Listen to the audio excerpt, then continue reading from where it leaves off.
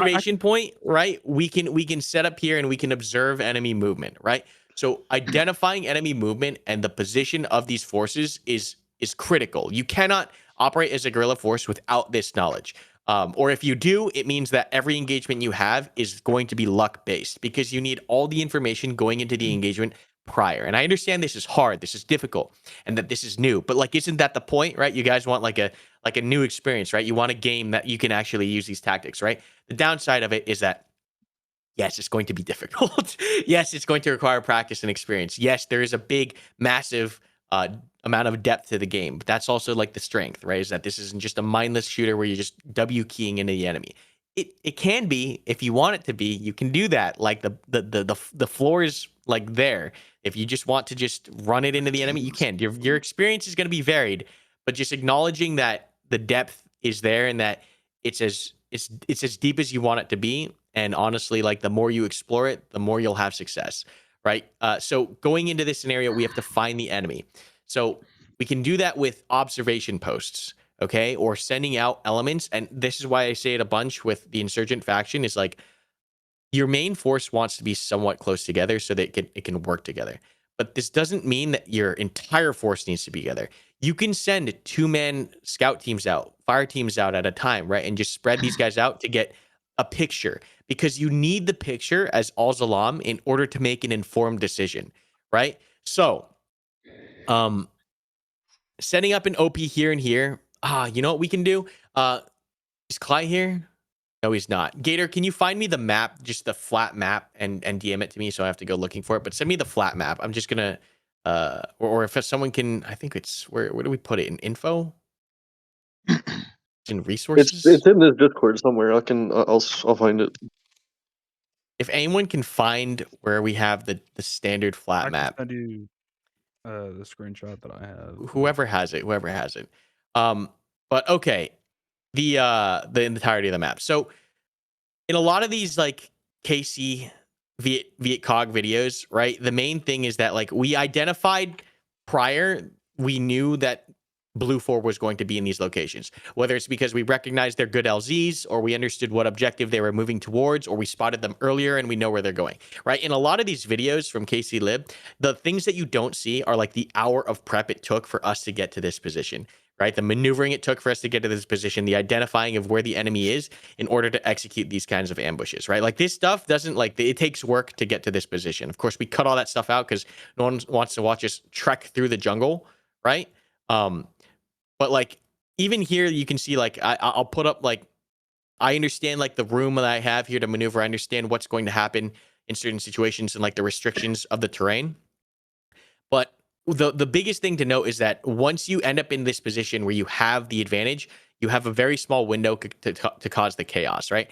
And in this particular situation, like despite how juicy this looks, right, and despite how perfect this may seem, we can't stay here forever. Like if it's just us, our squad against the entire Blue 4 platoon, like once again, like a lot of the lessons that I preach to you have been paid in virtual cringe blood, right? It's me doing these things for you guys already and just knowing how you don't have that much time once you initiate. Like right here, we open up with everything. We cause the casualties, we cause the chaos. And you can see like we've got everything timed up together. You got the RPD going together, you got the mortars going together, right? But like you got one mag worth of time whenever you fight as an insurgent force. You cannot overstay and you can see immediately, right? After the contact as an insurgent force, the goal is to hit and run before you incur any casualties. Because what you're attempting to do in the long term, sorry for the flashbang, is you want this scenario to happen repeatedly. It's a chip fight, right? And I understand it's hard. It's super hard, but like you guys are already learning so much in these weekends and you're already executing so much in these weekends, right? Like we're already seeing squads know how to break contact. We're seeing platoon attacks already happen, right? You guys are learning, like despite how difficult or how much knowledge it appears that you guys still have to learn, like you guys are improving. Like that is a fact. But essentially what we're trying to have happen repeatedly, and the way to play this faction is you are set in a position ready to engage. There's two scenarios where this happens. The first is you're in ambush position and the enemy is coming towards you. The second is if you're in a flanking position ready to engage on a flank unprotected. Okay. In either case, the result should be generally the same. the goal of what we're trying to achieve in this engagement is to fix this element in place via casualties, right? So essentially, Mad Minute opens up from whatever, or whether we're on the front, right? These are two scenarios. So this is not the same scenario, it's just two different scenarios. And we say the order of movement is in this direction, just for clarity. Okay. In this particular situation for scenario 1, right? We initiate and we engage. We cause 1 or 2 cash. It doesn't take much, right? It doesn't take much. Obviously, the more the better. But the goal here is to cause a couple casualties while incurring none of your own. Because once again, the difference is the second you take casualties, you cannot bring this guy back up, right? Because we're assuming this is a 9-man squad plus, right? If you're hitting this with a 4-man or a 9-man into a larger element, you're not gonna be able to like sustain this fight, right? You are going to take casualties if you stay too long. The goal is to open up with a mag or two, incur some casualties, and then pull back. Okay, that is the goal. And then on the pull back, ideally you have additional forces in different areas that are also doing the same thing. And you're chipping it away, chipping away, chipping away, chipping away. And it's very difficult to maintain the element, maintain the ability to maneuver, right? And that's why Al-Zalam has the extra lives. It is because we understand that this is difficult. And if you do take casualties, sometimes, in most cases, if you're playing Al-Zalam against a Ranger squad like this, you should leave this guy. You should. Because if you become decisively engaged and you become fixed, that's when the problems happen. So there are some moments where like you just have to leave dudes behind, or like you're going to take heavier losses as Al-Zalam. That is by design. That is just the nature of how, you know, these factions work. Now, obviously, when we have dragging and carrying, this gets, you know, easier to deal with. But in the current scenario, you want to retain the ability to maneuver as much as possible as the insurgent faction, while also simultaneously denying the enemy their ability to maneuver.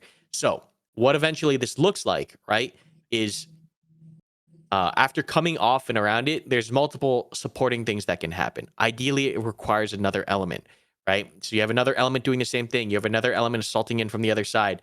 But essentially what we're doing is we're trying to set conditions for a final push.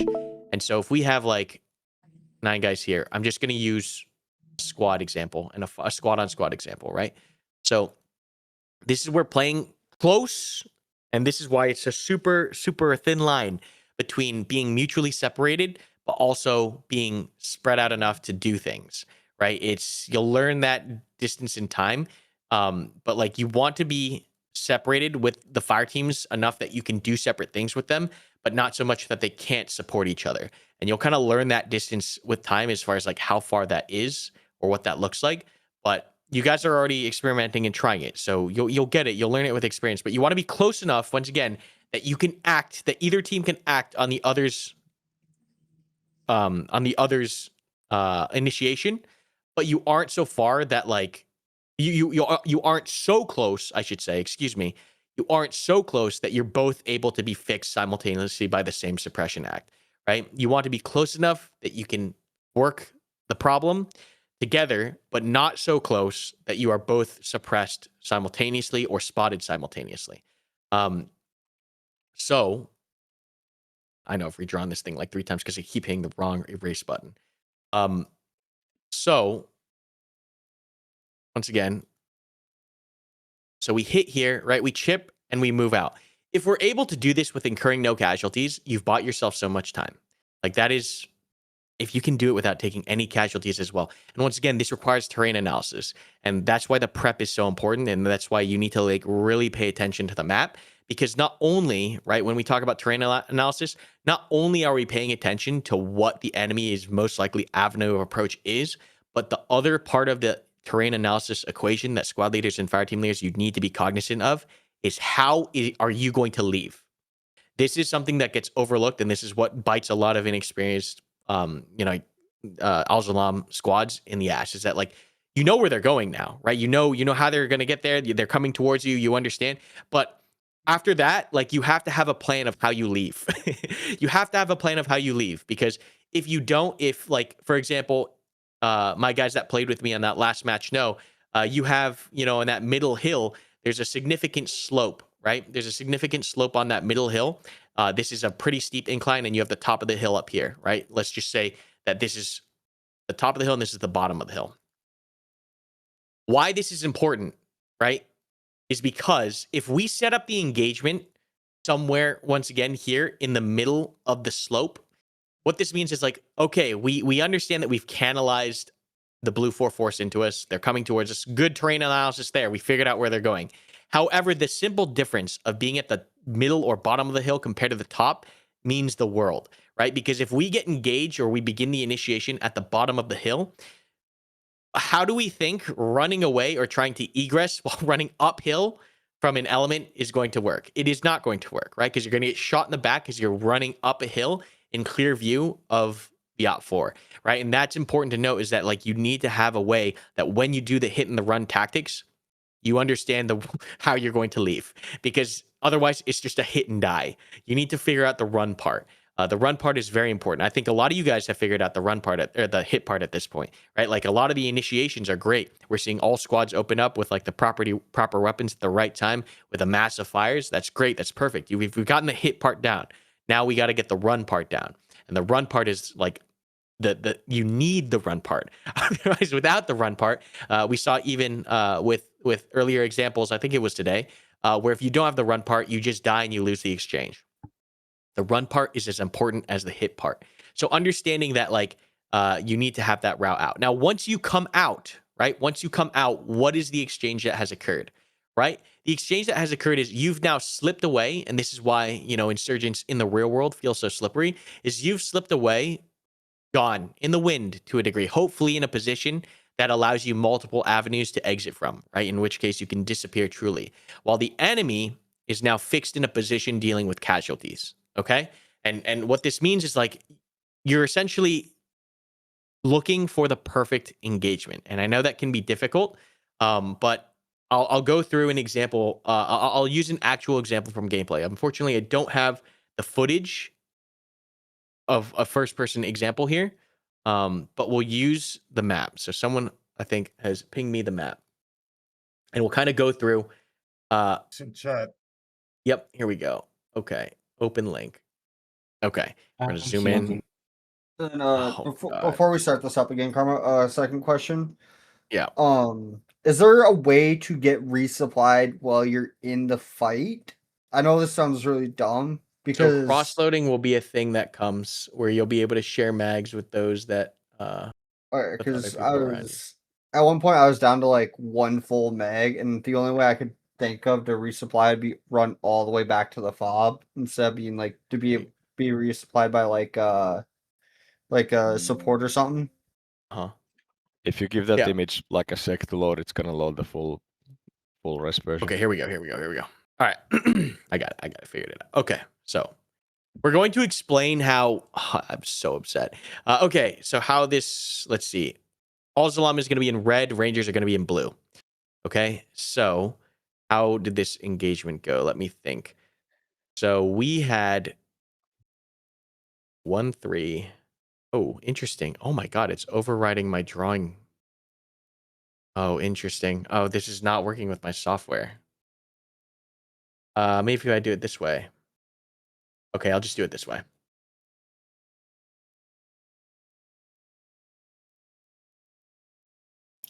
You could try clicking the link that All right, here we Chancellor go. sent. Let's try this. Too.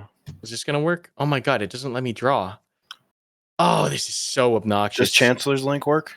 Click the Use link. a snipping tool, dude. Just take a screenshot. You gotta of that shit. just save the image and then open it. I locally. did save the image and I opened What it the fuck? locally, but it won't let me draw on it. I'll just open it in Paint, I guess. That link is a Paint will always work. website. But you're telling me there's a better map I could ship post on? Perfect.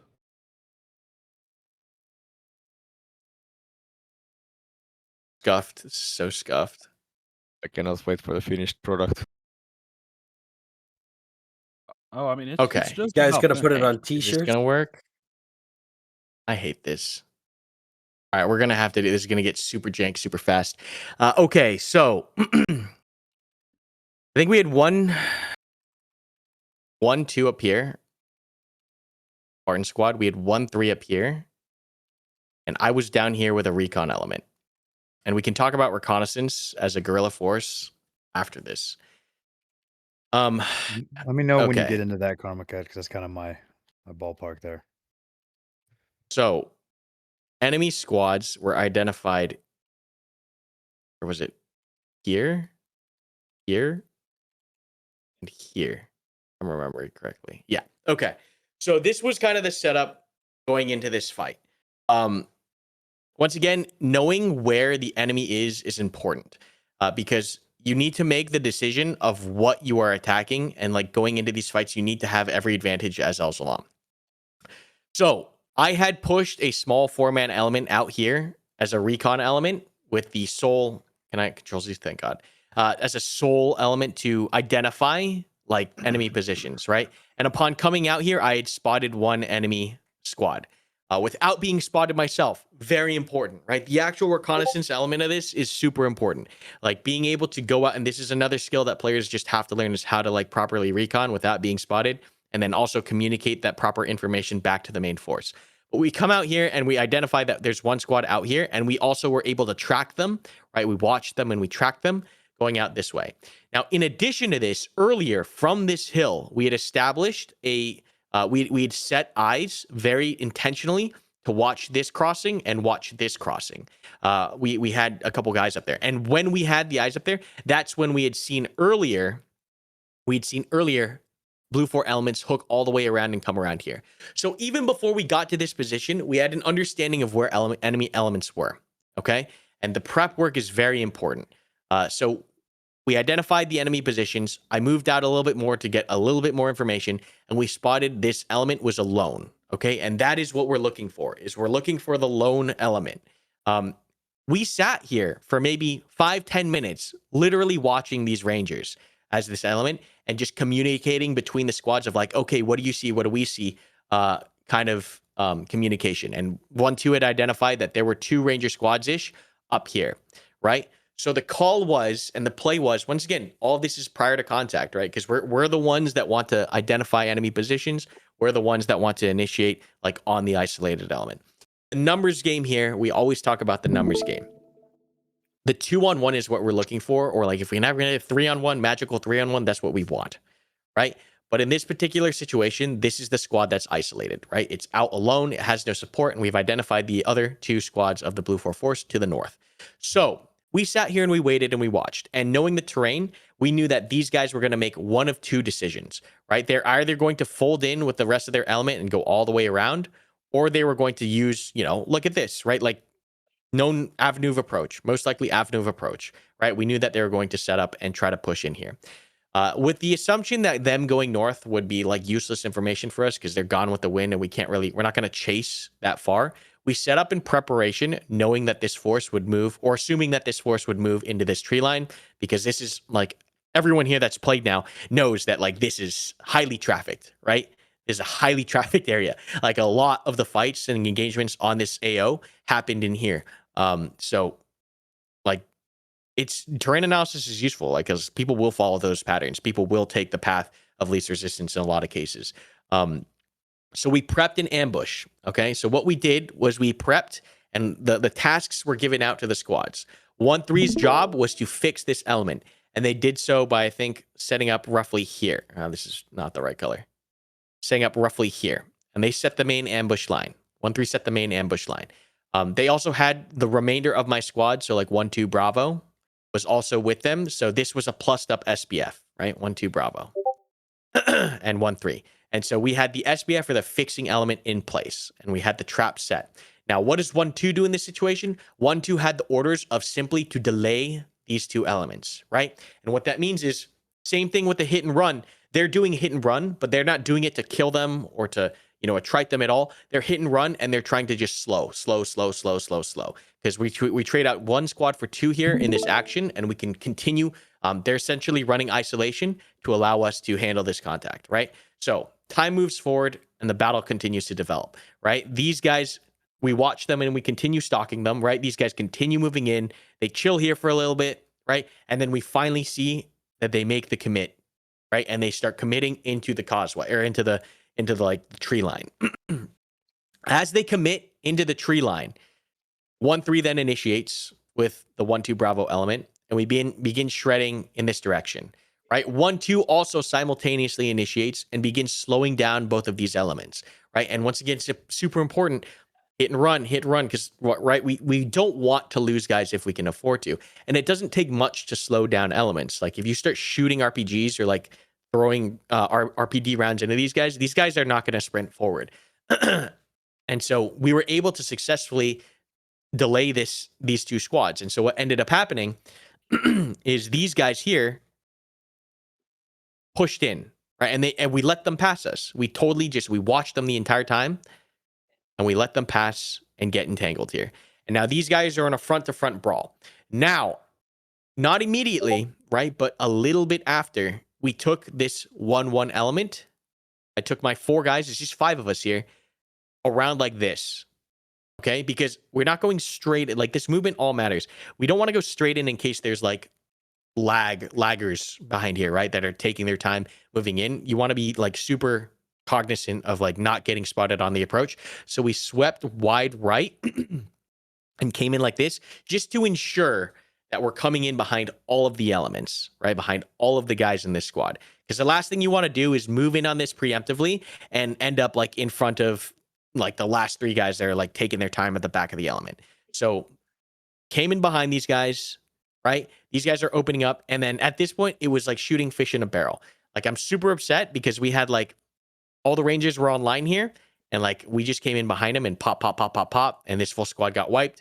1-3 had some casualties. We got their casualties up. And then 1-2, I think at this point, had bounded back into this tree line and was fighting essentially like this across and still delaying these 2 elements. And it was like a super textbook example of like from the recon of like identifying where the enemy was going from the high ground to sending out another recon element to identify the isolated element, into properly setting up the kill box, into properly identifying where we needed to delay like the supporting squads, and then executing upon it, and then to completion. It was amazing.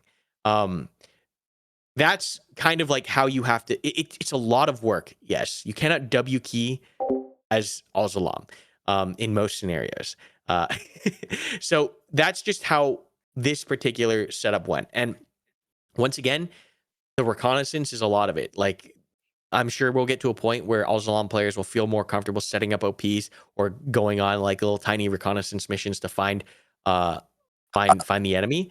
But yeah, we can talk about that now at this point. Is like, well, how do we send out recon parties, right? Real quick thing here. Mhm. One thing I think we had maybe an issue with 1-1 Bravo in that situation was where you guys started the assault on the enemy squad. Was you called 1-1 Bravo element to start pushing down the hill, where I think me and Elf still had the picture that the enemy was still way past the bottom of the hill. So we kind of basically just ran into them and got slaughtered as an element. It's in the freaking the chat, the image.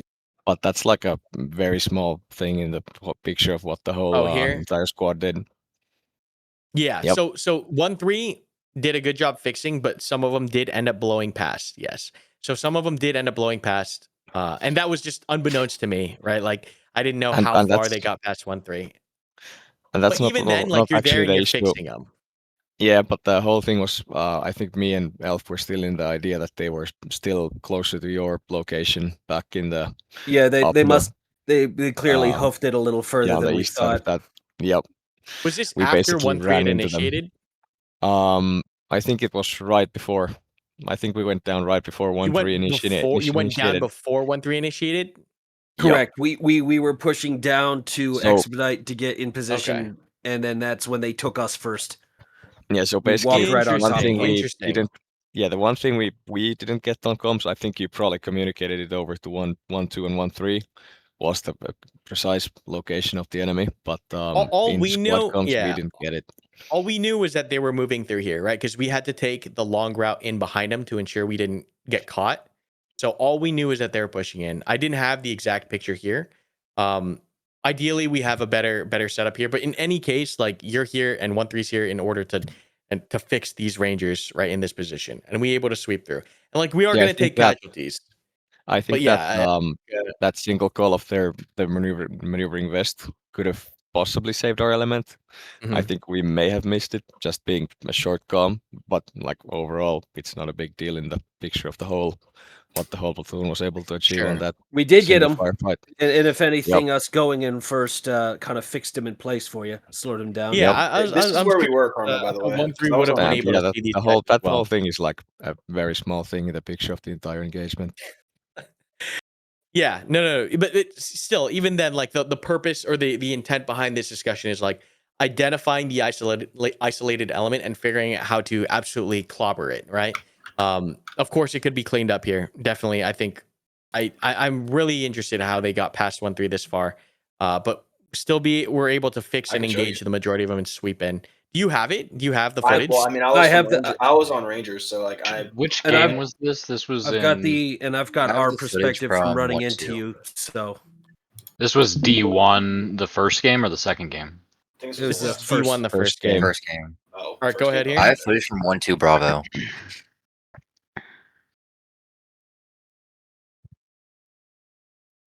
D1 the first game was against Satyr or Ranger? Ranger. It was Rangers and Al-Salam. Okay, I'm Ranger looking at my Bravo, wrong by the footage. way. I'm like, wait a minute.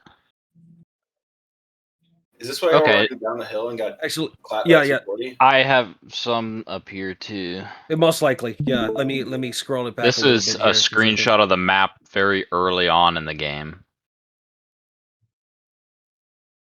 Oh, yeah, dude, I was laying in a bush watching you guys walk down this. Here shit. it comes, and I open up. Yep. were you positioned? Were you to the north, like northeast, or were you I directly? can show you east? right now. I'm trying to find it. Look, so we Yeah. were walking up that hill because we just sent out a unit to like probe. So we sent out 3 guys, and we were just walking up. I'm trying to find exactly where it was.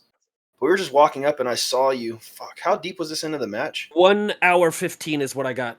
1 hour 15. Okay. Because we did engage an element in. Oh, like, wait, the first back up. 15 Do you see minutes. me poke into your element here? Hold up. Because I walked into you guys. You want that actual here? vocal? I've got that vocal. I gotta find it. So you guys were a little further because you guys aren't in the AO yet. Keep going.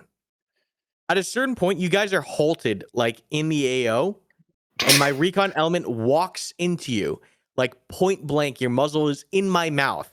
Mine? And someone Magic might have been lacking, bro. I've got it. Here someone. I don't know who it is. If you go to Oh no, Alf, it's you can probably hear me. clutch, dude. Is Might this have Alf been right me. here? Wait for it. Wait for it. Wait for what? Yeah. What do you mean? Yeah, he cuts Yeah. off mid Oh, sentence. wait, Here it comes. hold up. Wait, who's saying that? What screen am I watching? Scream.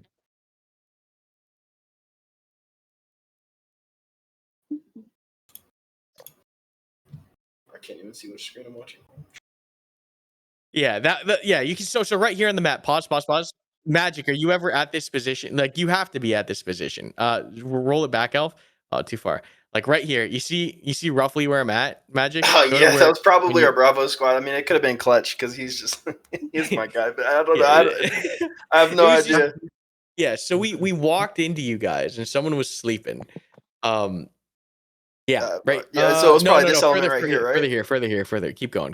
Much further. Keep going? Oh, okay. Yeah. It might have- It's near where your yellow dot is. Yep, keep going. Oh, Keep going. where Keep your- going. where You yellow got to dot is? go much further. Yeah, much further. Okay, It's somewhere around 115, here. right? Somewhere around here. Right here. While you guys are paused here, I walk into you. Oh shit. I have no Which idea. stream are you watching? Not you, but your Magic. Yeah, well, our comms right here were so frantic. Like I had repeated the same thing like 3 times or whatever, and then eventually I was just like, okay, I'm taking 2 guys and we're going to probe out over here. So we walked over here and we saw you guys, but we were laying down, and then that's when Right. you guys So kinda walked into we were us. tracking you that whole time. Because I ran into you guys over there. Okay, so now we can play the amp. But this is so cool that we have. Wait, footage Magic. on all That's on what I'm both saying. sides. If we would have got your side of this too, this would have been so sick. We got encircled here pretty bad. Let me pull up Yeah, one. Was that yeah, when Alpha and Bravo weren't were unsure of who was gonna probe? Yeah, who was Who gonna was go gonna- where? yeah, And then yeah, I just yeah. took you guys, and then we just went. Yeah. And then, Yeah. but we got up to here. I saw you, and then we immediately started backing up. Like, okay, well, fuck. And then I just kept Okay, my so eyes this on is you. yeah. and You run back up into and laid black. down. You run into 1-1 Bravo here. Yep. Yep. That's exactly what happens. And our team at this time, I think, is probably somewhere near like. I guess They're the about guy 20 calls to it 30 Burger minutes Ground. behind us. away. They Yeah. were far away. No, they're from not us. that far. They're like maybe like 50. They're like 30 meters, 30 to 50 meters behind you. Yeah, like 50 meters behind us. Yeah.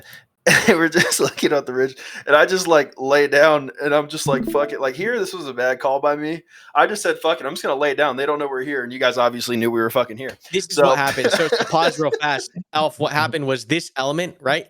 This scouting element from Rangers is like significantly further than the guys that we're tracking. You see, we're tracking blue, right? So we didn't actually ever see the red, right? And so what happens is red runs into you. This red runs into you while we come in behind the blue.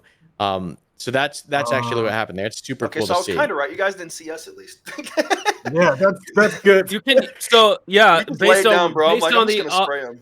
Yeah, based on the encounter, were you, like I said, were you further north in that peninsula right there, the isthmus or whatever you want to call it? After this, I didn't even move until you guys were right on top of us, and then we just opened up. Yeah, I just waited for you to walk over me. With LMG and Grenadiers, we had like 2 Grenadiers and 1 LMG. So they started moving in right here. So at this time we were. Yes. I was trying to get them to come up and like form a line and then get some. I have security, the perspective of the other squads on the other side of that. I have 1-2's perspective. The woods over there. Yeah, that's pretty nuts. I've got 1-2's perspective as well. I have 1-2's engaging magic with RPGs. If anyone wants to watch Licky's perspective, I almost get detonated by a hold up, real grenade. fast. I just want to just play through this real fast, Magic. Just play through this real fast. I'm trying to get to where we actually get into contact. So you can right here. I think we open up right here. So 1-2's delaying the 2 platoons up there. This is the Bravo, right? That's getting chewed up. Yeah, that tracks because that last when I get taken out by that last 40 Mikey, it sounded super close. So Voodoo was fucking with, accurate with that shit. Yeah, I was peppering everybody, bro. I saw them flanking from right to left, and I was like, oh yeah. We tried to back up here, but you guys were behind us, and this is where we got fucked because we were going to retreat back and try and reset, but then we just got fucking. Yeah, we should have break contact. We were even saying it. We should break contact, and we didn't. Well, there's nothing we could have did. They were behind us already. They basically fucking scouted and then 1-3's out here, right here as well. Yeah, you're completely encircled at this point.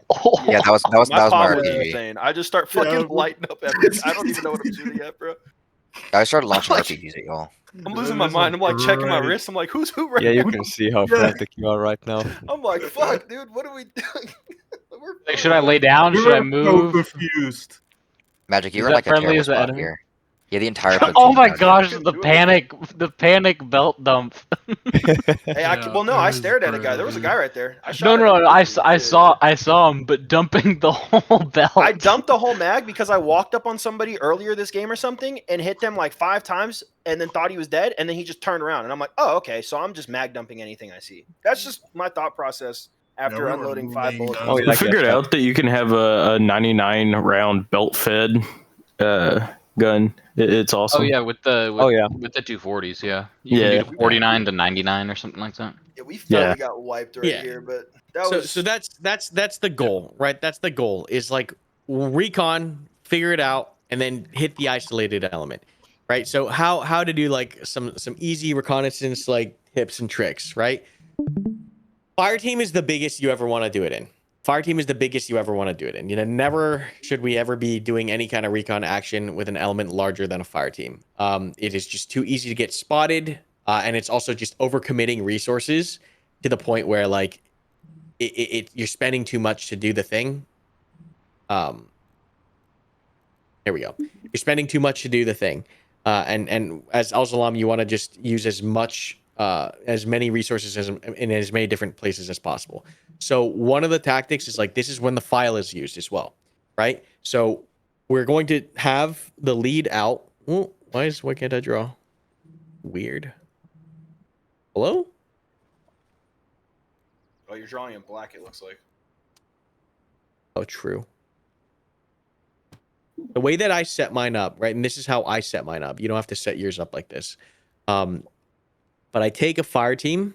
It keeps fading back into the black. Like this. Now you can even do this with the squad leader attached. I went out on this one to lead this one just because like these guys didn't really know how to do it, and we tried to teach how to do this to the other squads as we like played throughout the match. But essentially, this is what you kind of want.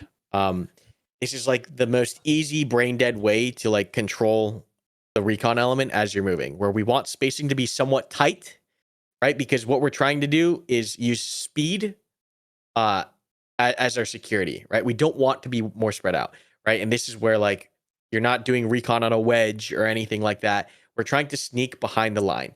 And while sneaking behind the line, we want to be the lowest or smallest visible signature possible, right? And so this distance in between the point man and the rear guy is like 50-ish meters. No, not 50, but like 25 to 50 meters, right? It is a substantial amount of distance between the lead guy and the rear guy. Generally, this is going to be the most experienced dude that is like understands like terrain analysis or like pathing as much as possible, right? Or is like the most aware and can see things the best, right? For obvious reasons. This guy's job is to identify where the element is going and get there the safest, like most concealed way possible, which requires an understanding of like the terrain in front of him, as well as how the enemy will use the terrain. That is like the key stuff that this dude in the front needs to know. And this is once again a skill that you just have to get from playing over and over and over and over again, and just experience. But essentially, the way that this works is you're kind of snaking this element through. So this guy will move up, right? And this movement, once again, is not fluid. This guy's generally moving up, stopping, moving up, stopping, moving up, stopping. Like it's very controlled movement that you're leading these four guys in. And when these four guys move, they move together, like very close spacing, because the more spread out you are, the bigger visual signature you have. Generally, we're doing this crouched as well for obvious reasons, right? We're trying not to get spotted. And you just want to slip behind the line. That's goal number one, slip behind the line or try to get behind the enemy, right? Once you're behind the enemy, it is important that you are like, you understand your most valuable thing that you can do here is remain behind the enemy and continue feeding information to the platoon, right? Because it's like wall hacks, right? Imagine if you have wall hacks and you just know where the entire enemy platoon is or where as many elements are, and they don't know where you are, right? Like that level of information advantage is massive, but it's not really tangible, right? In most experiences. So you don't really see the value. It's hard to see the value in this, but that is where the most value in this element is. Now, that does not mean that this element this does not mean that this element should never fight. Like you can still use it like in that last experience where we came in behind the element or behind in the ambush, but you have to understand that pretty much you should kind of think of this as like a one life experience, right? And what I mean by that is you get one shot to blow your load like this with this element so deep behind enemy lines, because the second that you do, like you're going to piss off the enemy platoon, they're going to come looking for you and you have no support. You're so far out there and back. So whatever you do with this element, it needs to be worth it. It needs to be worth it. And until there's an opportunity that presents itself that is worth it, the best value you can do is just remain behind the lines and keep feeding positional information to the platoon. Now, the important part of this, right? Why is this guy 25 to 50 meters in front?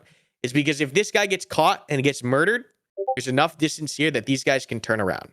Okay, and that's what's happening. You are not ever going to try to rescue the point, dude. Unless we get carrying or dragging in, and we can like, there might be some niche situations where rescuing this dude is possible. And a lot of times, this dude is accepting the risk that like when he goes down, he's dead, right? And so there's a cost to doing this. There's a risk, an inherent risk to doing this maneuver because it does have like the almost guaranteed cost of all these guys, their lives once you hit contact. Right? Like you need to be making sure that you're getting the most value out of this maneuver when you do it, because if you don't, then it's like, you're not getting a squad to help and support you and get you back up from a Moscow. Like the second, if this entire element gets spotted, it's generally going to go down. The reason why we have 4 guys here is for 2 reasons. Okay. The first is for security in certain instances where we might be, observing a position for an extended period of time. So in this particular use case that we just mentioned, where we watched a Blue 4 squad push in, right? As I sit here, right, with my eyeballs watching and observing this movement, I need to also be sure that until I know where the other element is, that I'm not going to get walked up on from an enemy element, right? So you bring these extra dudes for security as well. And so when we go out and when you're looking, these guys need to, generally speaking, be also maintaining security to the flanks and to the rear of the the dude who's tracking the actual element. The last thing you want is all 5 guys looking in this direction and then you get walked up on, right? So this is why we bring the extra dudes. The other there's two more reasons we bring the extra dudes. The next reason is like if this guy finds a good OP, he can sit here with an extra dude or a dude or two for security and maintain this OP and continue having another group of two like continue maneuvering and split off and do their own kinds of observation as well. It is just additional resources at your disposal when you need them, when the time arises, versus going off in a 2-man. Like it means that, hey, like that other guy has to really be watching your back, number one. And number two is like, once you get to a good position, like you can't really send that other guy off. Like you're that's it. That's the extent of what you can do behind the lines as a 2-man, is like observe one thing. Whereas if you take a stack of 5, you can observe one thing and then you retain the option of sending out that other team or a buddy team to observe another thing. Because like that information might be useful. There might be instances where like 2 elements split up and you want to track both. And so this is why this number is very important. In addition to that, right, in Bellum specifically, you have the ability to reconstitute should you enter contact, right? And once again, we talked about actions on contact. Actions on contact is generally the point man going to get clapped. This guy's dead. You leave. You scatter. Now you can scatter in a couple ways. One of the primary ways for this element to just get out of dodge and get safe is take the route you came in, right? The known route. That's the best. But there are some instances where like, fuck, there's more guys here than we expected. And you just end up starbursting out in every direction. Why is the starburst cool? Why is it important? Why is it great? It's because you can actually manage to get away quite effectively by splitting up and just running for the hills. And simultaneously, the enemy needs to expend a significant amount of resources to track down every single one of these guys, right? And so this is when it's also useful to have a checkpoint or a rally point prior, so that if you hit contact, you can tell the guys to scatter and regroup at the checkpoint, right? That's another advanced thing you can do when we're talking about reconnaissance behind the lines. Is like, you know, the evasion element of it and the escape element, but then also regrouping at a predetermined location. Because you can send these guys on a wild goose chase, even though they killed this guy and they see this guy run off over here, this guy run over here, this guy runs off over here, and it's like, fuck, like you've just, even though you've lost a dude, you've created so much chaos. So that's why I like to use these numbers. In addition to that, the position of how we had this set up is we have the SL up front, once again, just mainly because I had the most experience doing this. So like it was easy for me to like lead the guys and do this thing. But the second is that we had the other fire team leader in the rear. So once again, we can reconstitute with the guy in the rear should the element hit contact. And if you can break contact and reconstitute behind the lines and then continue reconnaissance, like, yes, you're going to lose some lives, but like the hardest part about the entire setup is getting behind the line and surviving behind the line, right?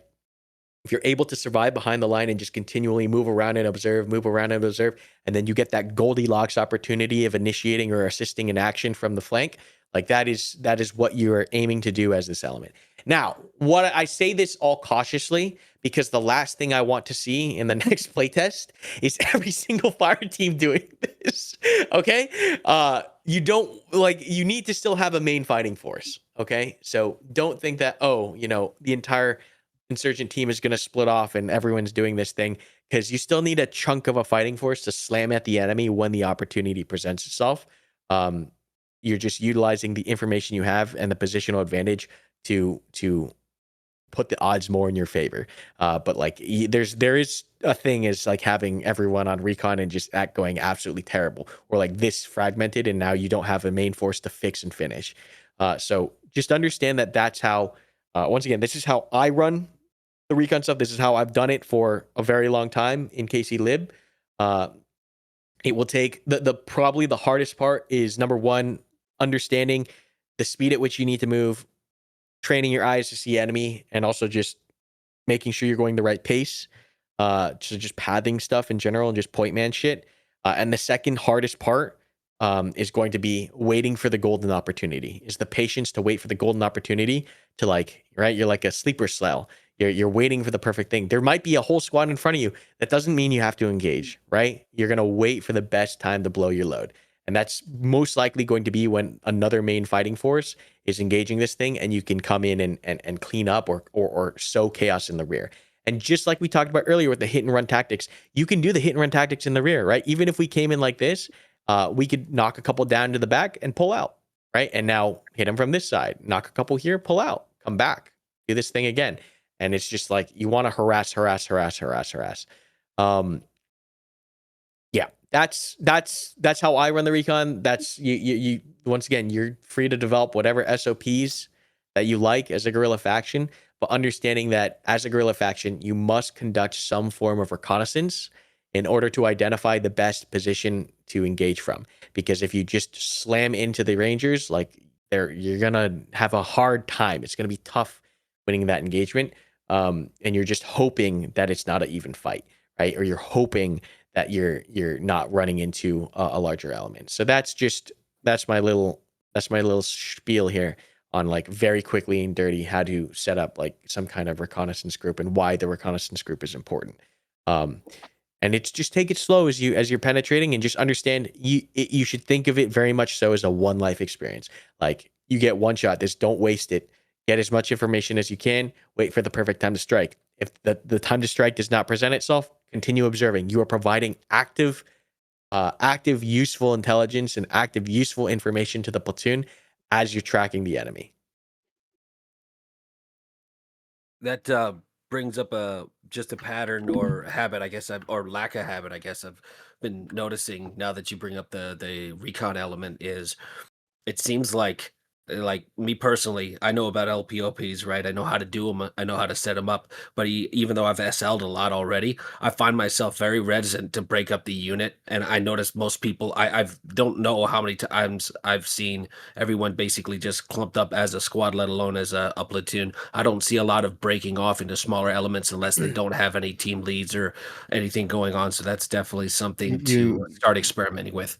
In order for this to work, you need to have a very good hierarchy and coordination and clear lines of communication, because the linchpin to all this, right, is why do we want an LPOP?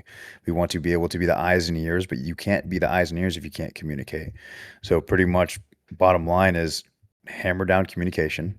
Once you guys get communication hammered down, or I should say we get communication hammered down, an LPOP will be worth its weight in gold so long as you guys can communicate effectively. Don't just start doing word vomit of like, oh, I see, 1,000 dudes running through the trees. Like, give proper spot reps, salute reports. Like, that's what's going to be helpful when it comes to being an LPOP. And now that Karmakut just went over essentially the purpose of recon elements, like he said, don't go out and try and do it, right? This is going to take practice. Highly recommend going and practicing this with a group that you may be a part of or whatever.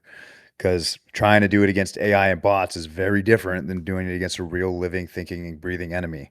So, yeah, I'm tracking. Yeah, I'm tracking with you. It just seems to be so far that it's hard enough to get people to split two teams, just separate, let alone. And then, of course, it goes both ways. It goes both ways too, because then there's the idiot that just runs off. But that's a separate issue, of course. I think we could definitely get it to where the point where we have people or groups of people that understand how to run LPLPs, understand how to do reconnaissance.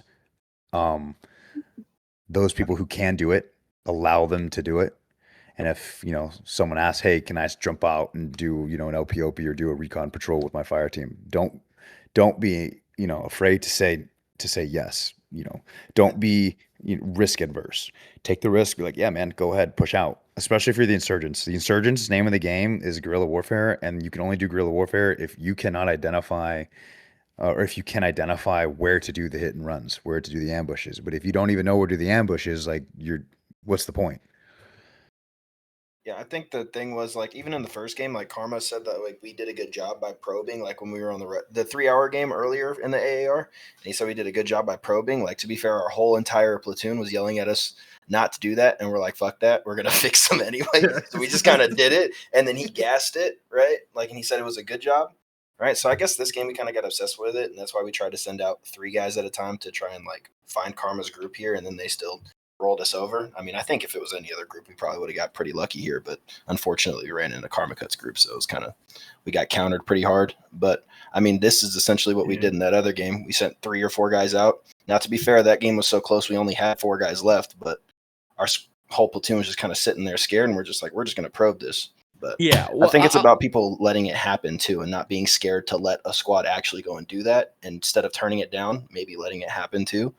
To a degree, right? Like the other thing to caveat this whole discussion is the reason why, like, well, first and foremost, I'm encouraging this more on the Al Zalam side is number one, to a degree, because it is necessary to have a fighting chance, because you have to do it. The second thing is that's the reason we give the insurgent extra lives, right? Is so that you can attempt these things as the insurgents, right? Because like as Rangers or as even Russians, it becomes hard to justify that investment when you only have 3 lives, right? Like if you get caught out, like that guy only has 2 lives left, right? Like it's a harder thing to justify than when you have 4. Like that one extra life difference really does matter in like being able to get a little bit more loose with the movement.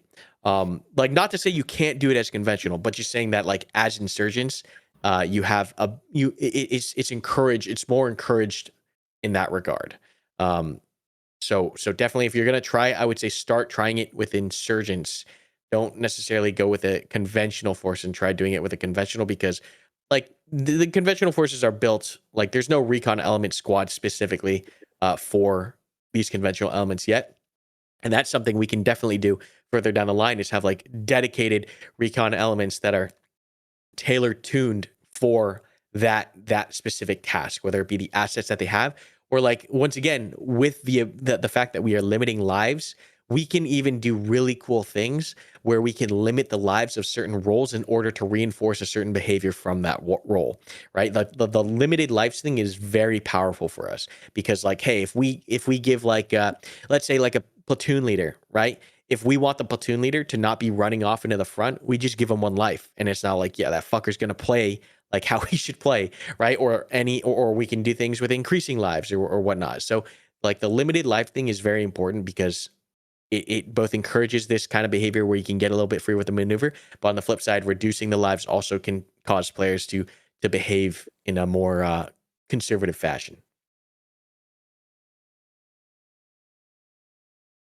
Side note again on that engagement we had, you had Bravo Cloverleaf, and then you engaged with Alpha.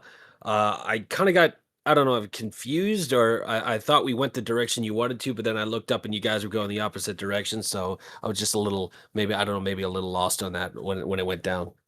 Sure. So the you'll see this as well in like this is a perfect example, right? Okay, another KC lib. I'm sorry, KC lib example here. All right. So we'd maneuvered for like hours to get in this position, right? We spot contact. This is like literally 1-to-1 what's happened previously in the example that we just mentioned, right? We open up, right, and we're trying to initiate, but immediately, it's like fucking messy, right? But immediately we should start clover leafing around, because once again, especially in the Vietnam era when we were doing this shit, like we're using fucking bolt action rifles against M60s and shit. So the overmatch is extreme here. But this is a great example of like, you can see how like a lot of these gaming experiences like influenced how we designed Al Zalam and whatnot. This is even harder, right? This is even hardcore mode. No one has radios, right? So we don't even have radios or any like ATAC or anything, right? This is just me taking the dudes behind enemy lines against like 60 plus US players and trying to work as a guerrilla force. So we like, you're screaming a lot, you're yelling a lot. The cool thing that we had here, right, which maybe we implement some form of it, is like there was a bugle mod that we used, right? So we actually used like these sound systems to signal like whether to assault, pull back, or whatnot. So what you're seeing right now is the instant movement, right? This is, and to be fair, you can watch me do this in Tarkov videos as well, where like you initiate and immediately you begin shifting, right? So in the particular instance that we were engaging from, right? If this is the elbow, right? And this is Blue 4 coming up here, and I'm here as Alpha, right? And you are back here as Bravo. Upon engagement, right? Head to head with the enemy, just like that video I just showed you. Initial reaction is, okay, put down whoever we can, empty the mag, and then start maneuvering, right? So the best way, because of the previous engagement, we knew that like the US squads were not here. Like we knew, once again, reconnaissance knew in this particular fight that you're showing me here, is that we knew this squad was alone. We knew it. And once you know that information, your options are unleashed, right? Because we know that we had just mass cowed and eliminated 2 blue force squads to the south, which tells me that this has to be an alone element. This has are you still streaming, Black Ops?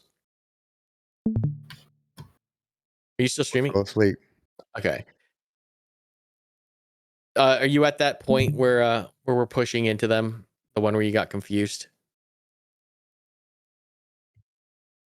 Am I muted? Hello?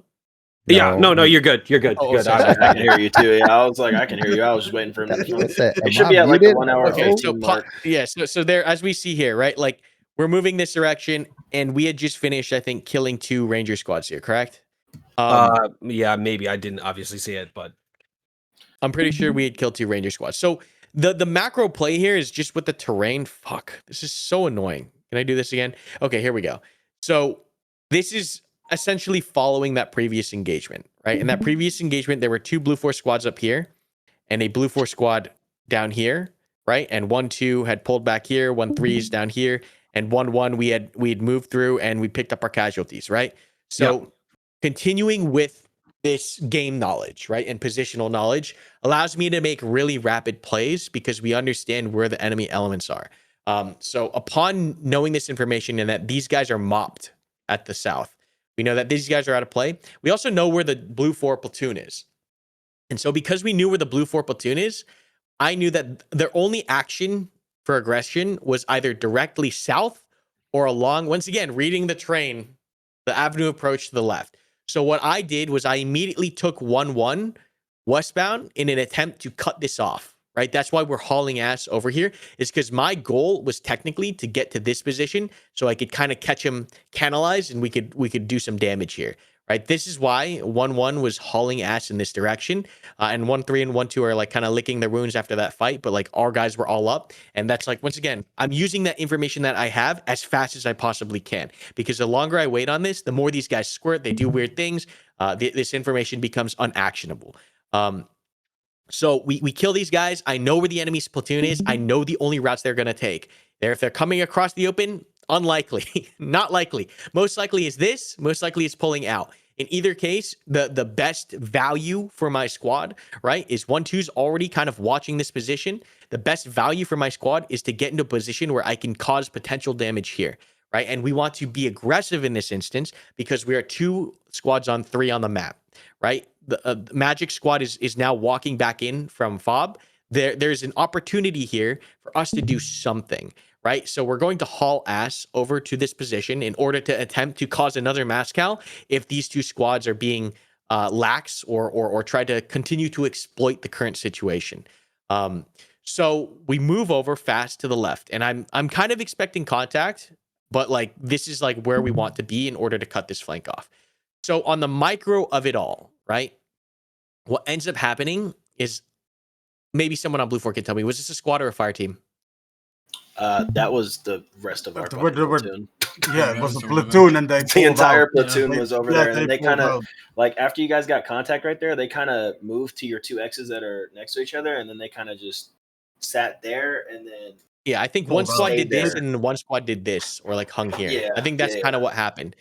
Something like that. I can like it was also confusing because like we were asking them, "Are you in contact?" and it was like no response. Because we had went to FOB to rearm. Yeah, we went back to FOB to rearm after I think we wiped you guys in the same position you wiped, or we killed some unit in the same place where you guys ended up wiping us, and then we went back to rearm, and then.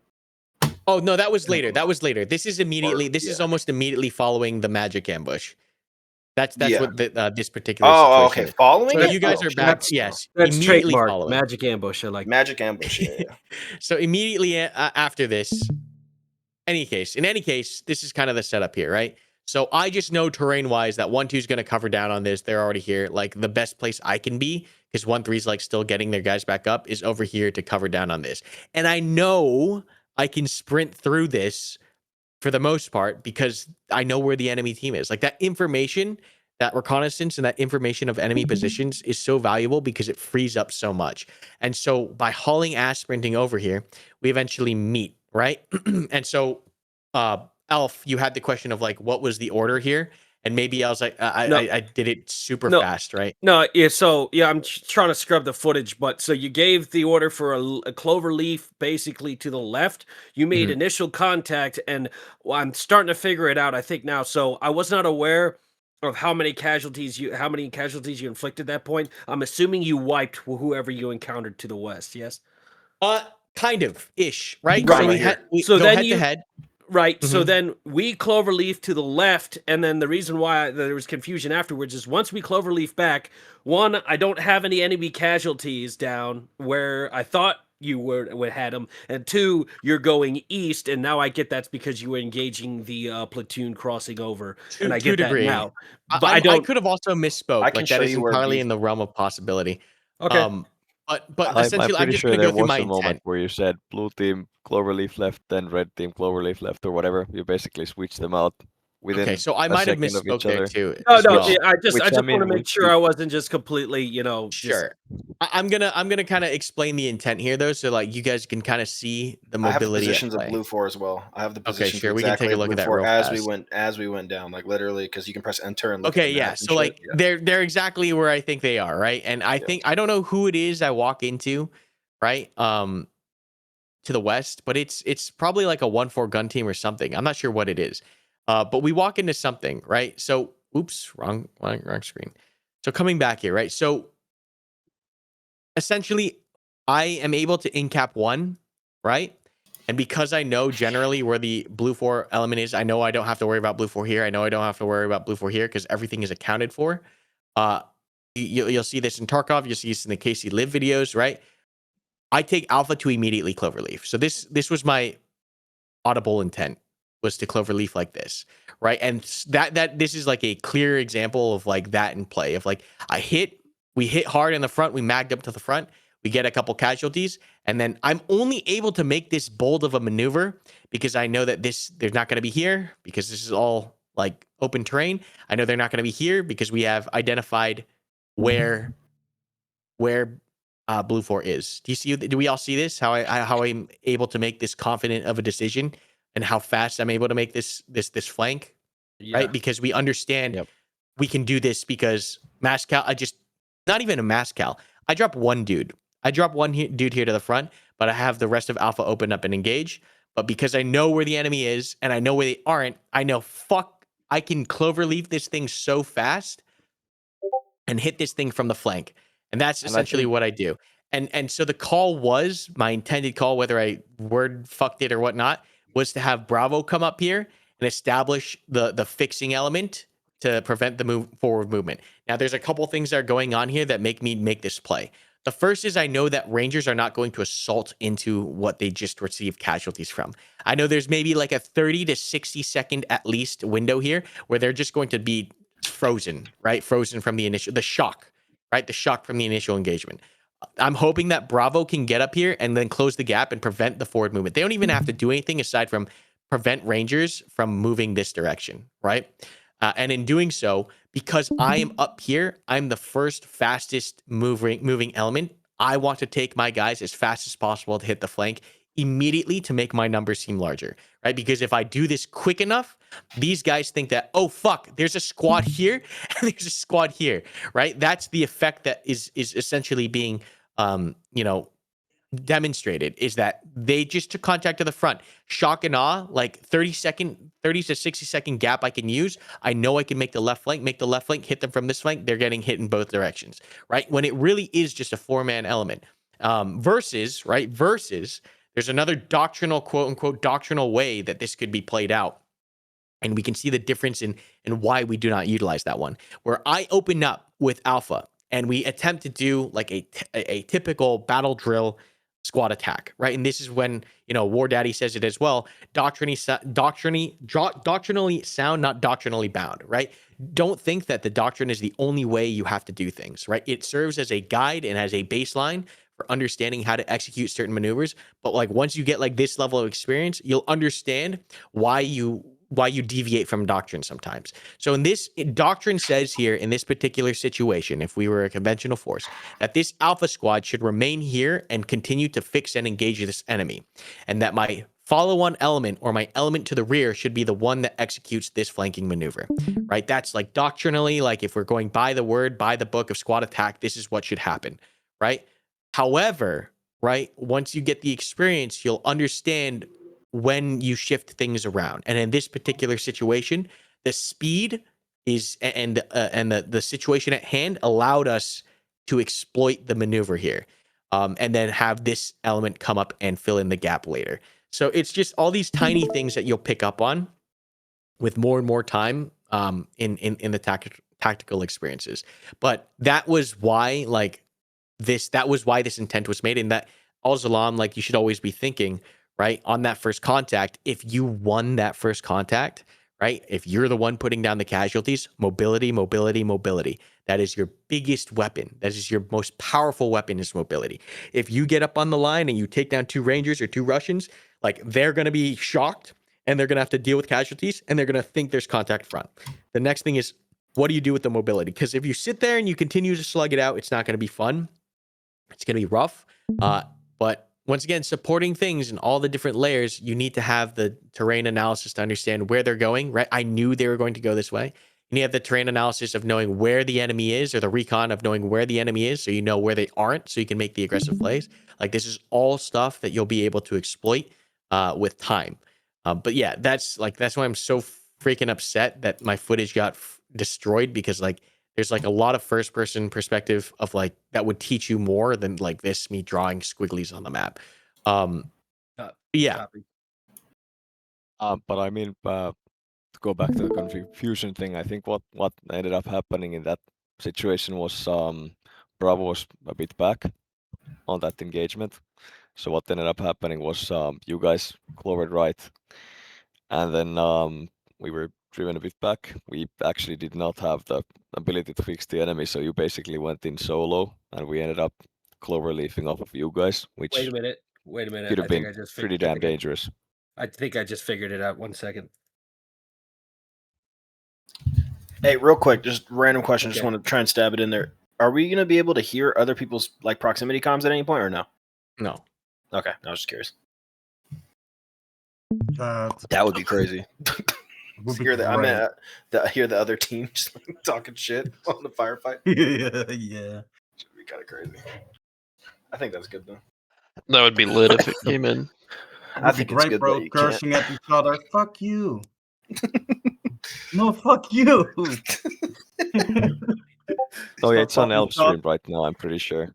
Especially if they're down.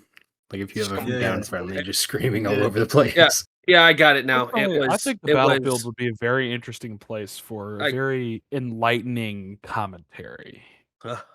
Will be great. Yeah, it was Bravo, Cloverleaf left, Alpha, Cloverleaf left, Blue, get up here and fix them. Okay. That's what Yeah. it So was. I missaid it the first time. I corrected it, and then I'm not trying to ride you. It's just because it's later later. I end up there and I'm like, dude, where's all the dudes? Where's all the bodies? And why is he over there? And then fun times. Anyway. So another thing, well, I right? mean, that's Another the- thing, that's I will the never friction be of war. upset.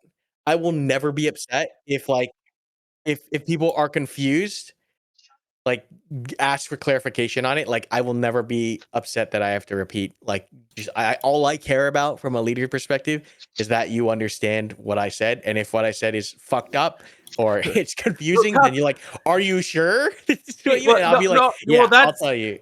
I didn't hear it after Bravo go Cloverleaf left, and then I didn't hear it, and then there's explosions, so I didn't catch the.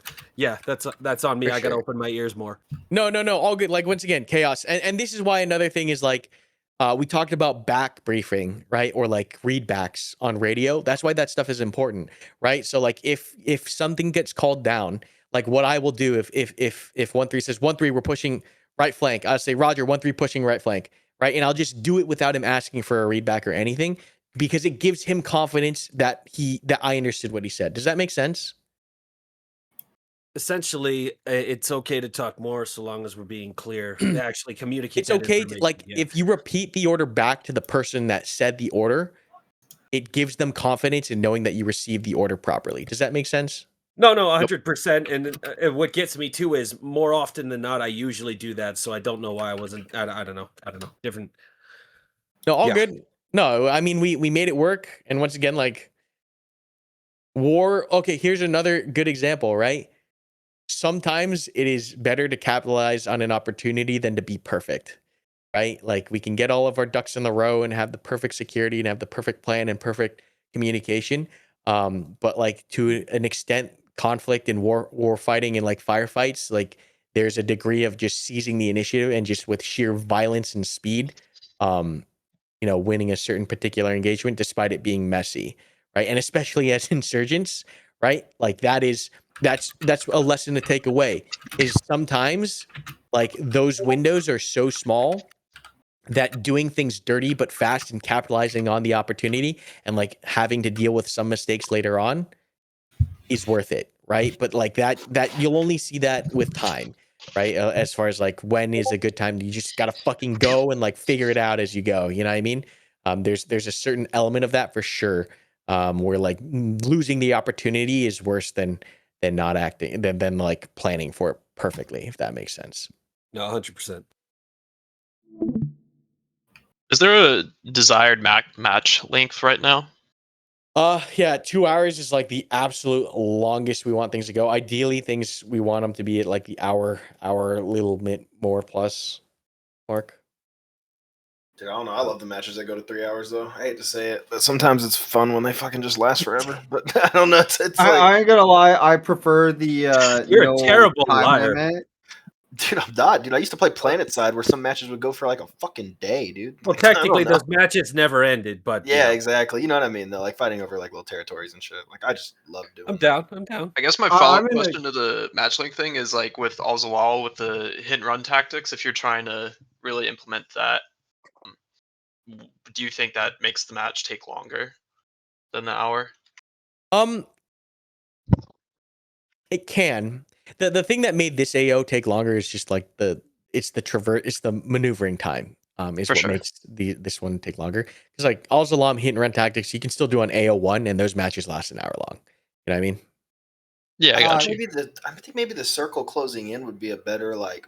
I don't know if I like the fact that there's no timer though, because it's like you can kind of you're not like stressed out, I guess, to like play it a certain way. But like if the circle closes a little bit, like maybe that would be better. Plus the fact that not having that the timer is a what would you call it, an artificial constraint that would cause people to do things they normally wouldn't with the time frame open. Better that we leave the time frame. Yeah, better that we leave the time frame, in my opinion, non-existent, and then just hope that people 2 hours get it is together. good enough.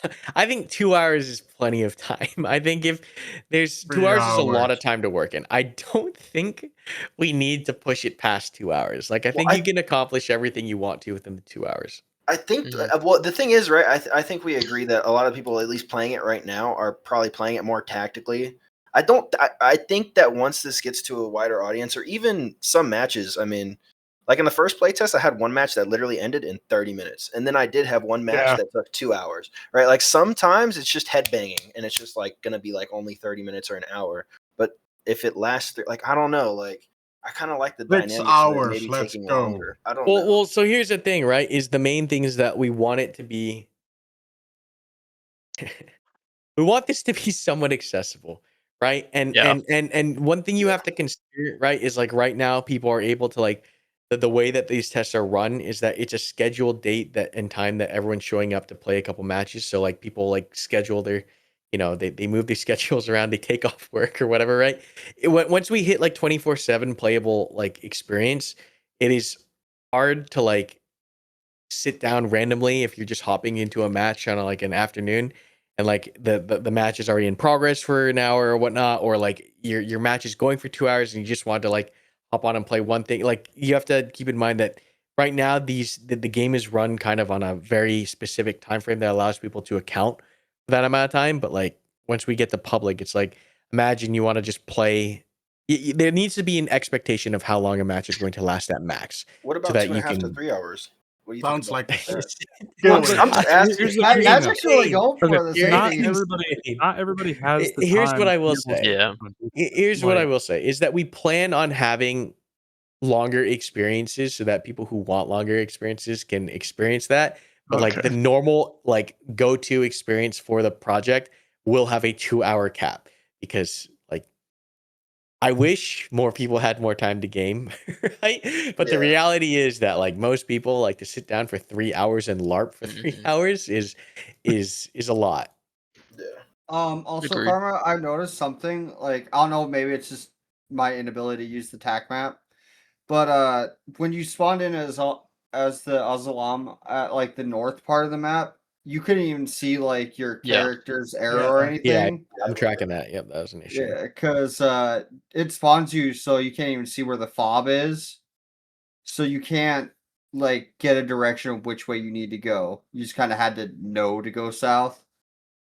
Well, if you pull the wrist up to your face, the top thing will always be where you're facing. If I'm saying that right, so like I guess you can kind of gauge it that way. Like the Well, top. no, even on like the watch, like there are instances where you didn't have your player arrow.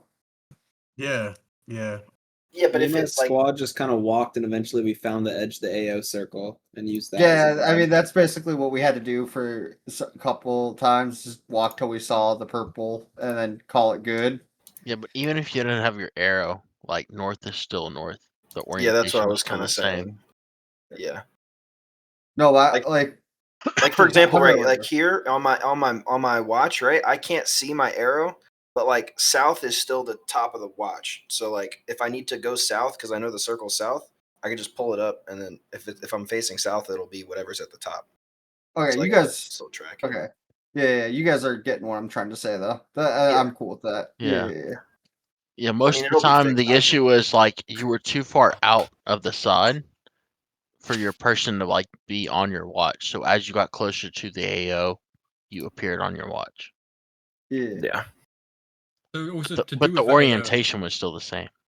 Yeah.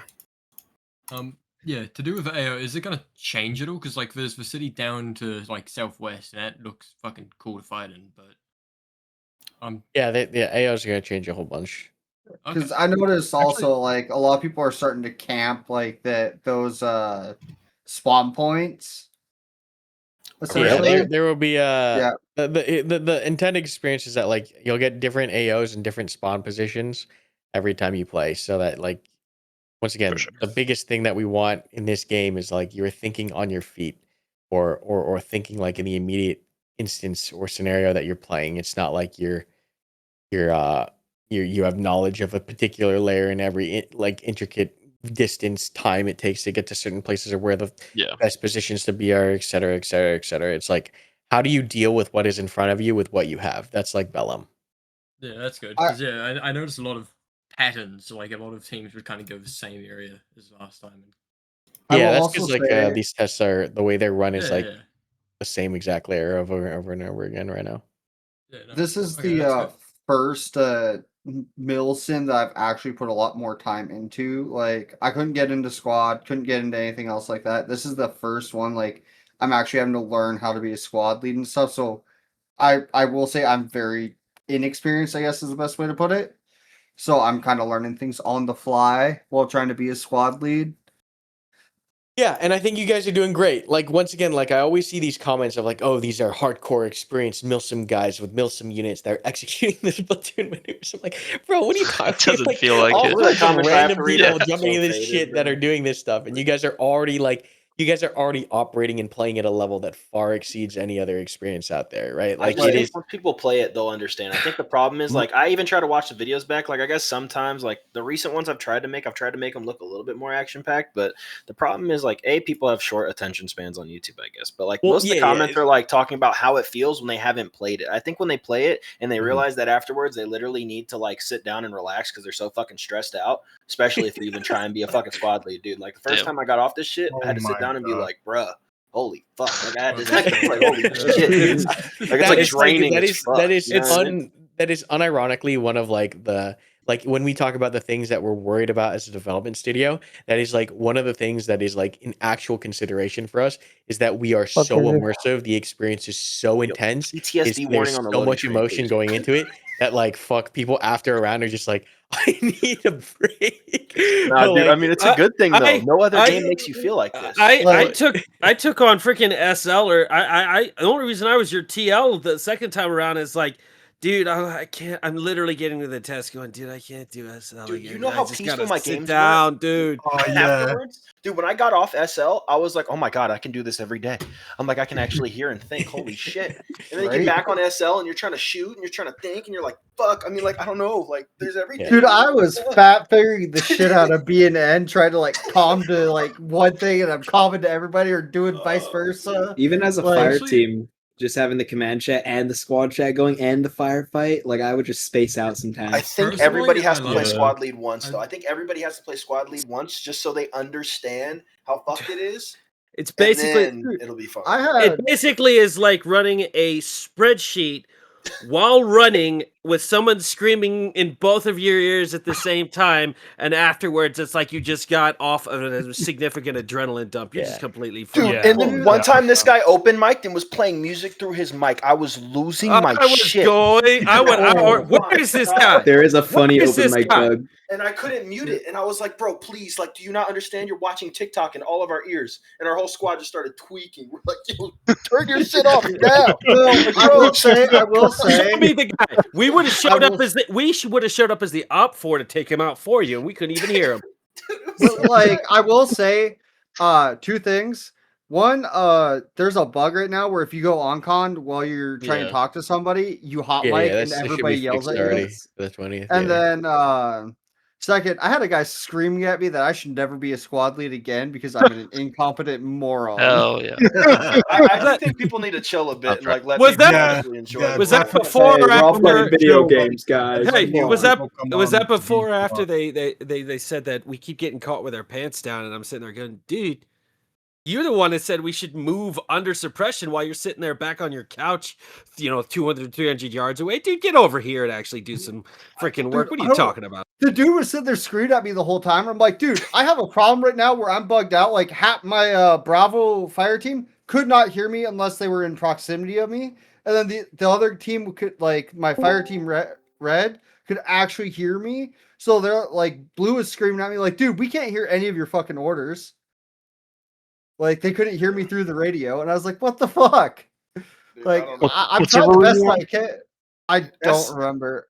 SL is like the best and worst, dude. Sometimes when you're playing SL, dude, like it's like being the squad leader is like my best games and my worst games because it's either the best experience ever, and everybody loves you, or everybody just says fuck you, and then you suck, and then people are making fun of you in general chat, and you're like, oh, okay. Like you have more control, I guess. I want to say I was on like C1. I was just because I remember somebody yelling at somebody during one of the matches. He's like, "Yeah, I gave him an earful." I'm like, "You feel good about that?" I was C1. I was C1 1-3, and I like half my team couldn't like hear me, and I was like, "I'm trying my best. I've got 5 guys." Like that was the game I had a max of 5 people with me, and like so we're trying our best like to communicate with the already comms that we were dealt. Yo, proximity chat only events would be hilarious. Oh, bro, they'd be totally fun set that as up on fuck. like event weekends or some shit, like prox chat only. Like only prox that chat. would be That would great. be so That would be. Like, I will also say though, I am one of the most cowardice squad leads that does not want to take his fire teams and let them recon. I want to try to keep them as like 25-meter spread as possible. Actually, yeah.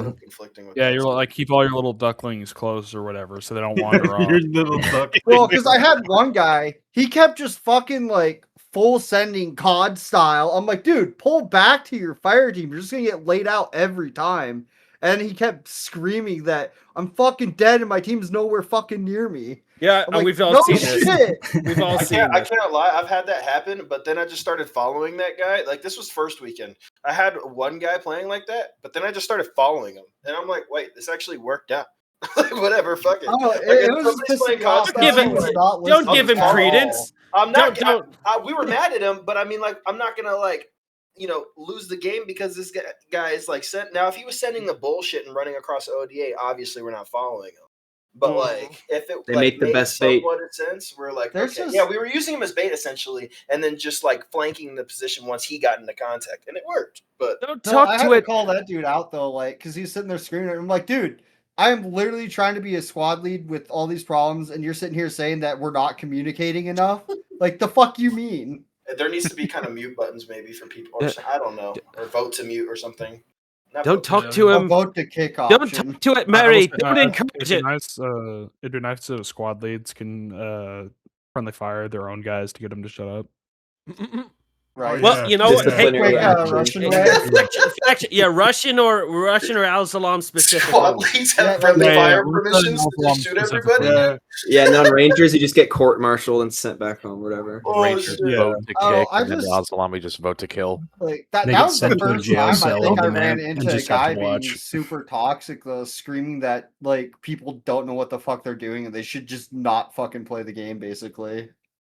No, I'm Yeah. I'm Yeah, only I curious don't because like I think I don't know if this is even realistic or not, and I don't want to because I know we've talked a lot about comms karma, and then like it's how there's specific ways you want the game design. Now, as a squad lead thing, do you think it's possible that maybe when we click B, it lowers or automatically mutes the left ear so we can actually like communicate correct? Or when we do command comms, is there a possibility that there would be something where we can like mute Like do squad ducking. comms? Yeah, like duck the squad comms as we're talking on command comms because sometimes it's like. You're getting way too You're much gonna information. you're at gonna once. hate my answer to this. Just get No. It's like Just real saying. life, man. It's like real life. No, my Well, answer real to life, this you can is pull your like left ear out. it's a skill issue. Yeah, that's what I say. That's what I say. It's gonna get good. Yeah, Like, yeah. No. I get I it, for definitely think there's something we can do, right? But like, I know I've been in like it's just a skill, like, and I understand it's. I can't expect like, well, I'm used to like doing the platoon op stuff. I got like the JTACs on the left ear, and then also I have like the internal on my left ear, and then I also have my right ear for platoon comms, and then I have company-wide comms on both ears. So, and then you have local chat too, and like you just Four learn. channels, baby. You just learn how to like turn your brain off for a certain channel and to like listen. But like I understand that like it shouldn't be that difficult. If I can make it easier, I'll try to make it easier. But I get what you're saying, but I feel like those are also in situations. Yeah, I feel like those are also in situations where people are understanding the situation, right? Like, to be fair, like I'm not talking about like people actually communicating. Like I'm trying to talk to command, and dudes are over here on radio next to each other Maybe- talking about keybinds and like and that's just gonna happen when the game like gets. Maybe Karma, not like ducking, but you can raise and lower one headphone, kind of like an Arma. Yeah. Like the Pretty sure that's compact, already you a can raise thing. and lower it. Yeah, but that's like overall. yeah, I don't know. I'll think of something. I understand the problem that you're having. I I mean, understand as the long as your problem. team understands that, if they're not like talking to you, they're probably on like net radio. You just Yeah, I'm shut looking up. at it from a casual perspective. I'm That's looking at fair. it more or less for like a realistic casual perspective, right? Like obviously, I right mean, now it's I not can't really a remember if the problem. game has like, if you can select, like audio levels for each individual channel. Like I think that You might can. be in the game You can. already. Yeah. I just mean Like, if you upon just- button press though, not like 24/7, but like just upon actually trying to talk on command comms or something, or like holding. Like it. like a quick switch. Yeah, like almost like click or like push to duck, like, but it's the I mean- same button as talking on command squad. I don't know. I'd like to do a lot is to like prioritize the volumes on the channels. So have your command chat up on a higher volume than squad chat. That might I help found you. like I remember when in one of the big firefights we were in Magic on the ridge, someone was talking in like net chat and I needed to hear them, so I just took off my other ear and then sorted it. Like there are Like in real solutions, but life. it's like, Oh yeah. shit! No, that's actually kind of smart. Yeah. No, I'm just gonna start Big doing brain that. in Shit. that right there. Holy fuck, yo! I'll just remove your Why shit. Yo, can't- that's actually so smart. Why Holy can't shit. why Oh, yeah. That's institutionalized such a fix. convenience? That's such a fix. Holy actually god, crazy. that's such a fix. You Yeah. can't Crazy take thing, off your guys. real Real life, It's- you it can was take so your much headset easier off. to do. Institutionalized- realistic. Wow, that's actually perfect. We're gonna Make it sell, harder we're gonna than sell it is. headphones that snap in and out like Peltors. I'm sorry. Never mind. Never change it, Karma. Never mind. Forget That's it. the Yeah, fix. forget it. Right. That's the fix. Yeah, Fuck don't that. change Fuck all it. that. Institutionalized better headset, convenience nerd. versus liberty, man. You guy who thinks on his own. There you go. Yo, is there a way to set up on my PC for a keybind to mute my left headphone? No, there's no way. Right? There's no I audio feel like I'm program. running like real life. Hey, what if you Peltors for just this shit? Yeah, what if you just like took your hand off the keyboard, man? Yeah, oh god. Thoughts on speeding up grenades, like throwing smokes and like getting them prepped and everything. Thoughts on speeding that up? Yeah, it doesn't Sometimes yeah. it feels like it takes ages, and I mean ages, to throw like a So grenade. like, so there's a couple things to consider here, right? There's a couple things to consider. Like, if we want realistic engagement times and we want realistic engagement ranges and we want realistic outcomes and tactics, right? Like, all this stuff is connected. What I mean by that, and once again, we're getting another elaborate explanation, is that the second, hold on, the couple extra seconds it takes to reload a magazine, to like the imperfect fiddling with getting the magazine out of the pouch, right? Or finding which pouch is holding your grenades, right? Or undoing the Velcro there, or like fiddling because it's stuck in the thing, right?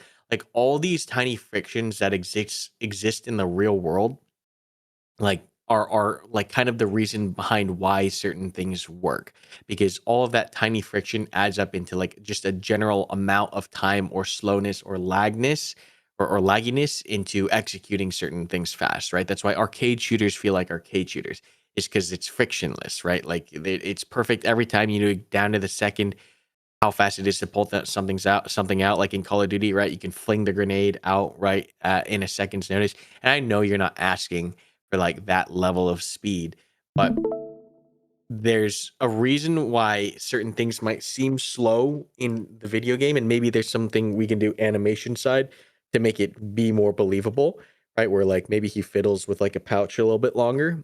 But like, the way to think about it is like the general time you're equipping and throwing these grenades is still faster than you would in the real world. Does that make sense? Karma, I Yeah. think he's referring to like after he left click, right? And he just wanted to throw ASAP. It's a beat. It feels a beat like too slow. Delayed, yeah. It does feel like a second delay between the click and then when he actually goes to pull the pin. Okay. Yeah, I mean, if it's that in particular that we're talking about, for sure. But I'm not talking like, I guess I should have worded that better. I wasn't talking like pull it out faster, pull the pin faster, throw it. I was talking more like, because I noticed it felt like sometimes you were just staring at it. Yeah.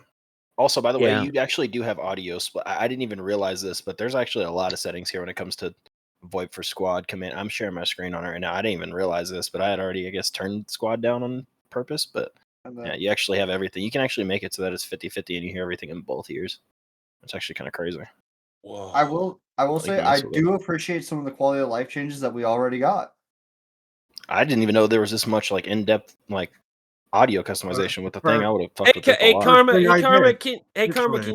Karma, can you come to my house and go on my computer and change my audio settings in game for me, please? 'Cause I don't know how else I would do that, you know? Yeah, I don't know how I would do that. Hey, who is that? Was it Auntie? Auntie, can you come to my house and take the headset off of my left ear, please? Because I don't know Oh, how God. else I would do That shit was so smart, dude. Holy fuck.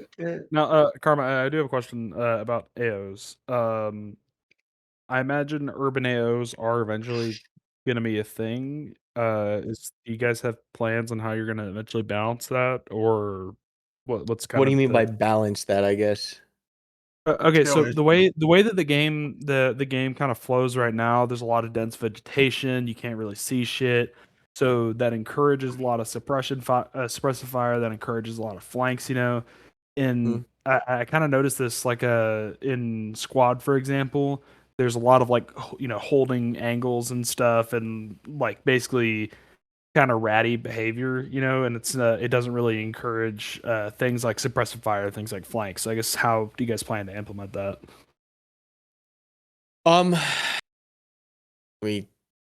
So the question, from what I'm understanding, is so here's where I'm kind of getting caught up on. Is the question, how are we going to authentically depict urban combat, or is the question how are we going to enable flanks and suppression in Maybe urban nerf. combat?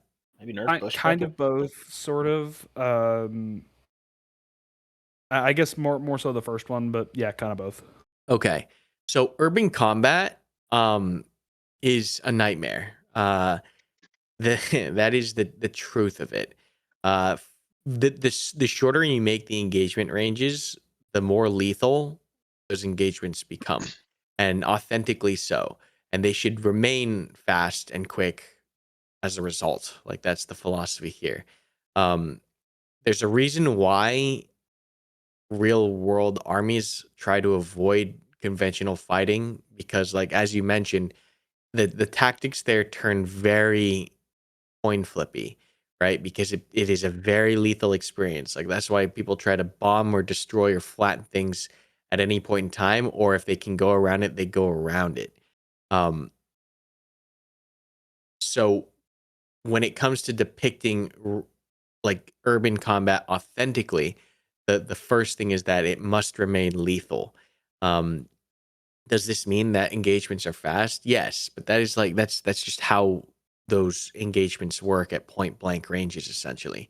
Um, there's a reason why people try to avoid that shit at all costs. Like I would not be surprised if like urban combat turns into we're gonna frag the fuck out of this building before moving in. Right? The whole like GWAT CQB like CQB bro stuff like is all cool and everything and like we're splitting into doors and we're taking corners and shit like that. But like in real world practice, in like actual like conflicts, CQB is very messy. CQB is very scary. It's fragging. You see people like essentially pre-firing, or we call it clearance by fire, right? Where they're just taking rifles full auto flip and swinging it into rooms. Like that stuff is a thing.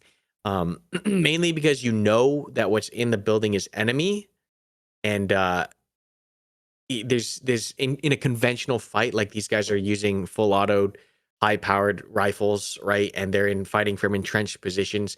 In the GWAT, like a lot of the CQB stuff is because like these guys are sneaking into houses in the middle of the night and like snatching dudes up, right? And like maybe there's a couple dudes in the buildings and whatnot with rifles and such, or maybe in particular larger raids, right? They're more kinetic. They're more kinetic action that happens. But like even if you look at shit that happens in whether it was Gaza or Ukraine, like CQB against a well-armed entrenched foe is not this picture perfect like corner to quarter like movement stuff. Would you if that's what guys you're saying? do the battlefield treatment essentially, where just you take a rocket to a wall and no more wall?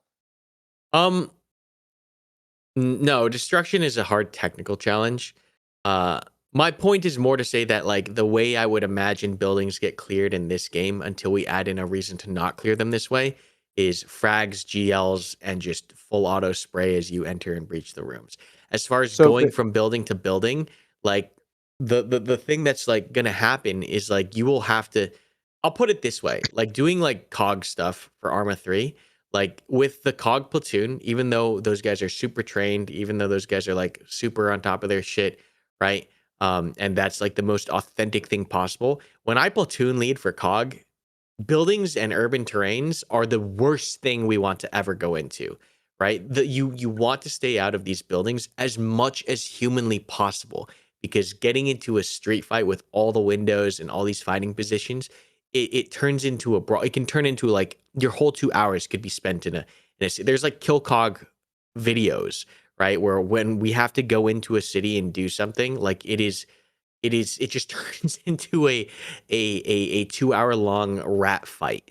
And that can be authentic, right? But it is like you always want to avoid it as much as possible. And to a degree, like when we get to the next game modes, like insurgents are going to want to try to lure conventional forces into urban cities, right? Via the objectives and the win conditions at play. And that's where like another advantage goes to being the insurgent and you can play like an insurgent.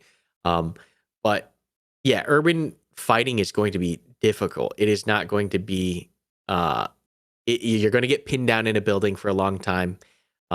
Building clearances are going to be very slow and very controlled.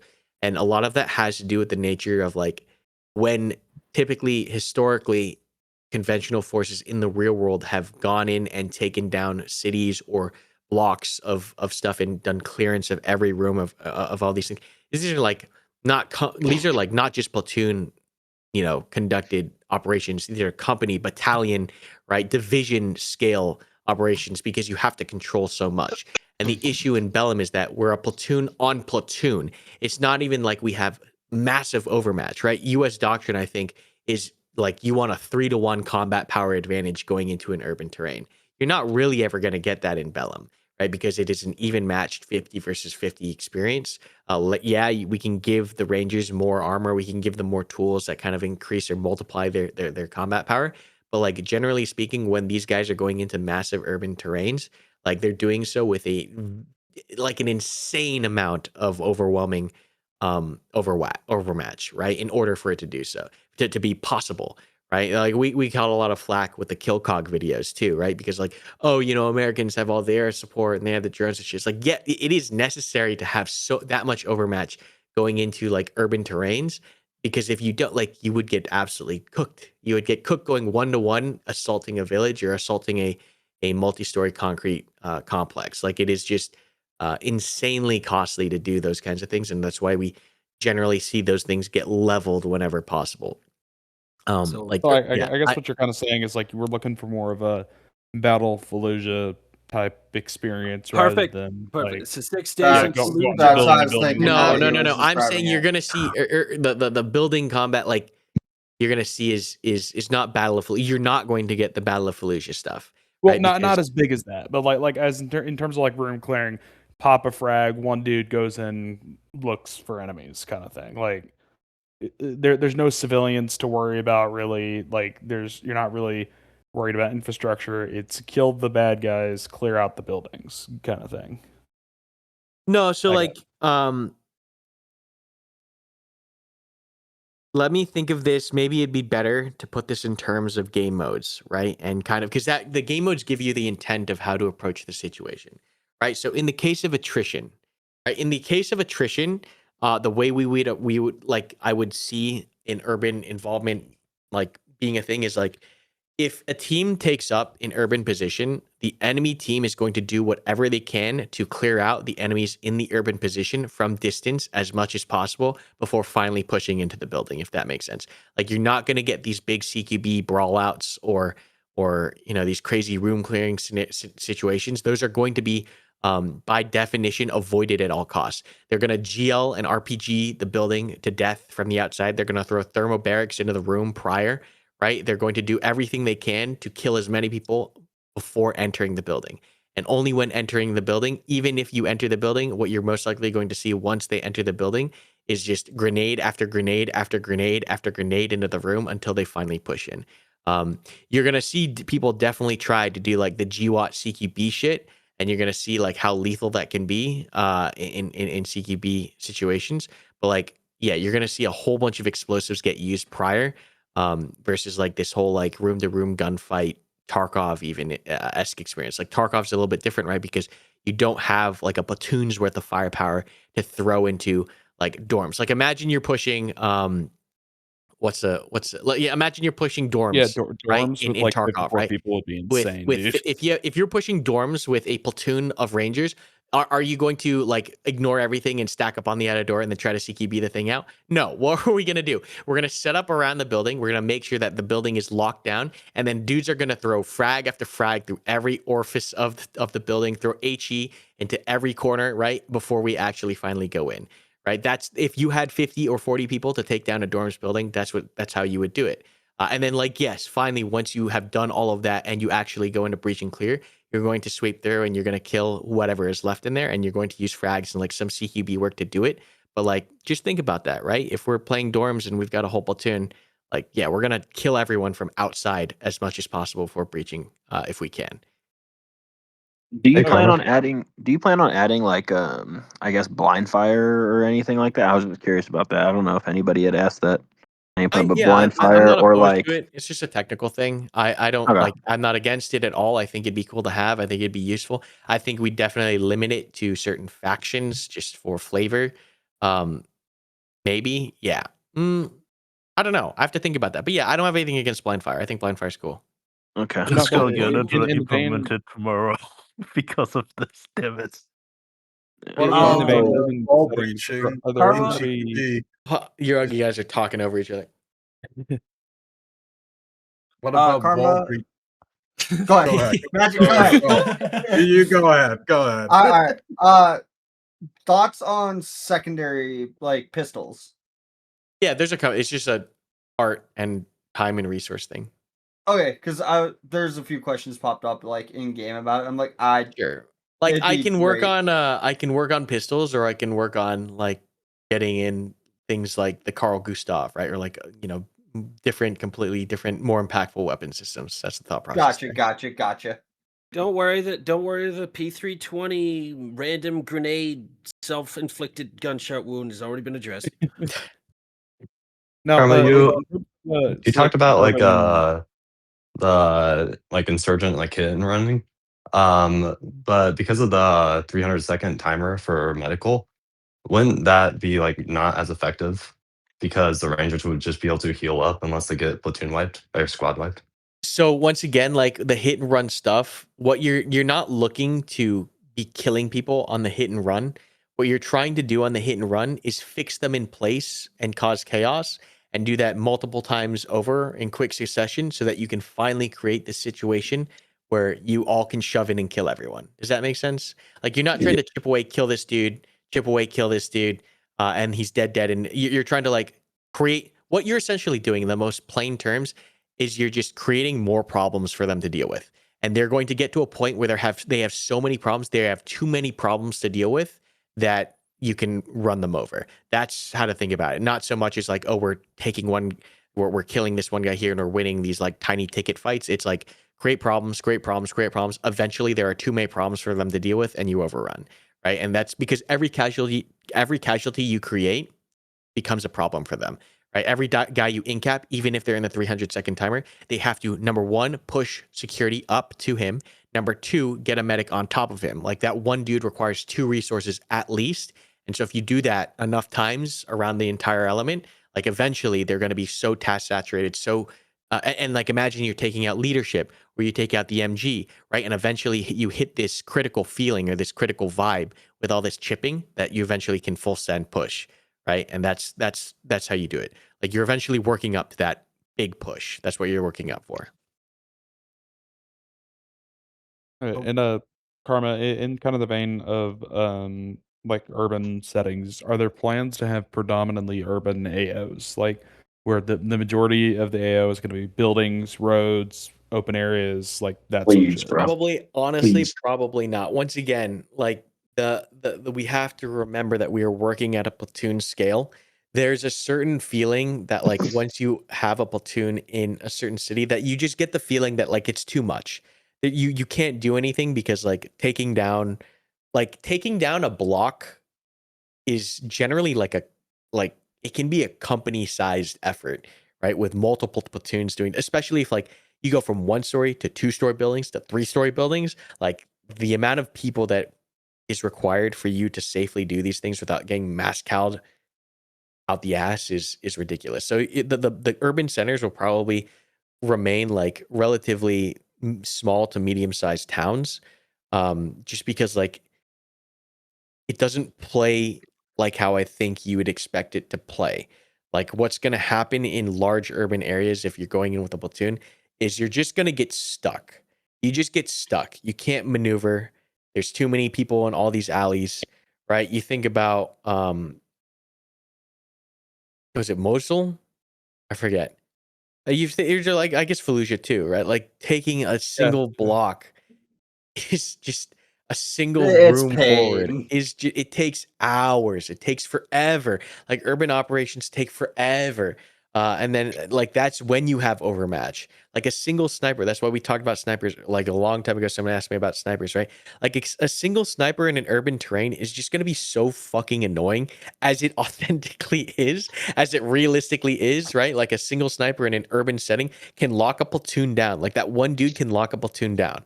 And it's just, yeah, it's a very delicate thing because of how authentic we're getting. So we have to make sure that the urban environments that we work with remain playable. Because if it becomes too much, if you look at it just like an open field, right? If you look at it and you're like, yeah, fuck, that's bad for my guys, you're just gonna avoid it and it's not gonna be playable to begin with. So the towns need to be small enough that like they are enticing to players to not only hold and defend, but also push into assault. If we make them too large, it just becomes like a fuck that, I don't want to deal with this.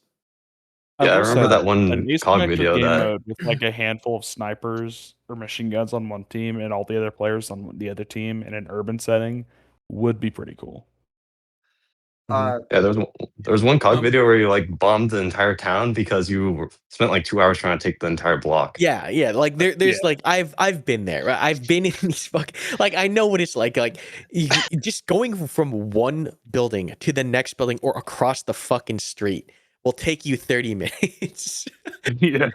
Like it is brutal. It is, and that was like we had mortars, we had air support, right? We had drones, right? Like that was like with all this shit, and it still took us fucking 45 minutes to move one street over. Right, like, and in doing so, or the only way we were able to do so was by using the 60 mortar to level the positions that were shooting at us. Like that was the only way we were able to push forward. Urban fighting is a nightmare, so like we just have to make sure the nightmare is just big enough that it's like it gets you that urban feel, but small enough that like players can still manage it. Because once again, that was with a full like Arma 3 hardcore unit that like trains and practices all the time, and dudes play the exact role all the time. Blah blah blah blah blah. Like 30 to 45 minutes for one street is just brutal. Karma. Overall, I know it's kind of detouring. What you personally and Cleve, you two could jump in on this. What has been the biggest hurdle you've come into since allowing the supporters to come in? Just realizing how much we have to teach. What's the current plan for? Where do you see introducing yourself in 5 years? Where did that Don't come say from? doing your mom. Don't say doing your mom. Don't say doing your mom. So with you talking about Okay, snipers Freud. and everything, what's the most zoom you're gonna add to scopes? Because you plan on adding another scopes. Are you gonna add like So ACOGs? funny Hopefully thing not is, the LPVOs. funny way to think about it is, in some degrees, in some ways, like the higher magnified the rifle is, the easier it is for us to work around from a balancing or design perspective, right? Because it means you can't use that optic in like medium to close range engagements. Sure. Does that make That's sense? fair. Yeah. Because like that is going to be the biggest issue, is like these medium range like LPVOs or whatnot that can snap to 1 to snap to 6. Like the way that they're typically done in games is so overpowered. Like once again, we talk about friction. What I mean by that is like even the time it takes for you when you use if anyone here is using LPVO, when you have the LPVO to take your left hand off and to like crank the dial, right? That tiny bit of friction is important. Or like let's say we're using like in Tarkov, right? The G33 magnifier, right? When it's just an easy flip of the button, but like in the real world, you actually have to take your hand off and flip the thing. Like that little bit of friction that exists in all elements of like the real world experience, like all balances it out in the video game sense, but no games really do it properly. Insurgency right? technically does it. Insurgency does it a little bit with their LPVOs and their like magnifiers, and it makes it a lot more annoying to use than for say like Arma, where it's just literally like a button click and then zoop zoop, and you're just zooming in and out constantly.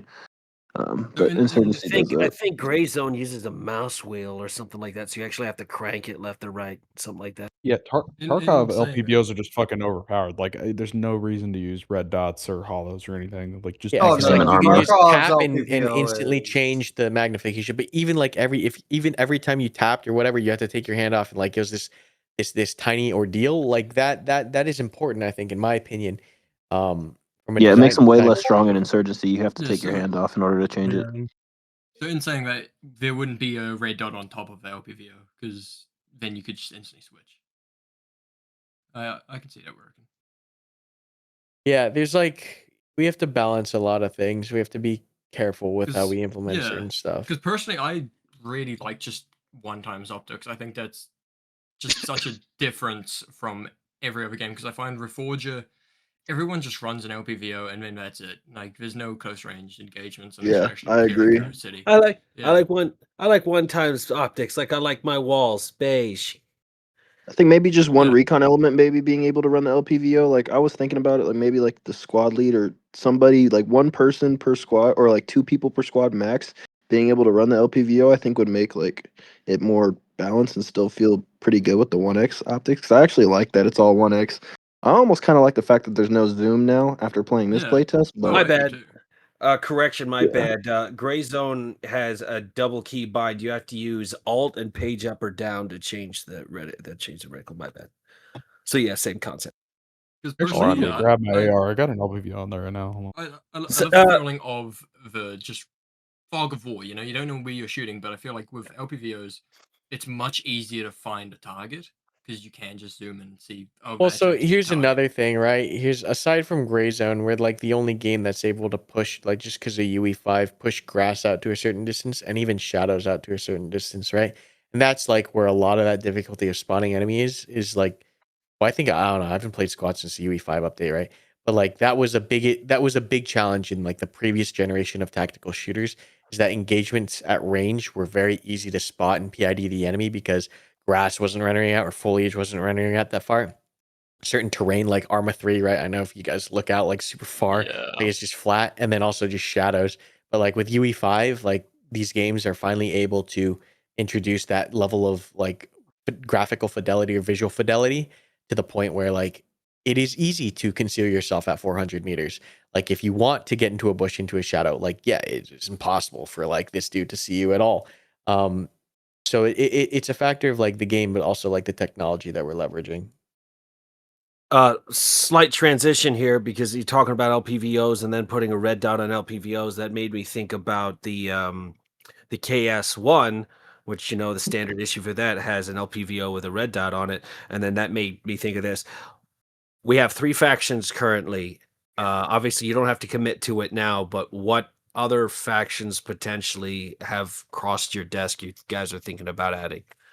Like faction work is going to be slow. Like I know. I'll tell you that. Like it's not like you won't see the next faction for a very very long time, just because of how deep we're going with all the units and like there's customization and progression that needs to come in. Like I mean, I it's think going to be that's a sick. while.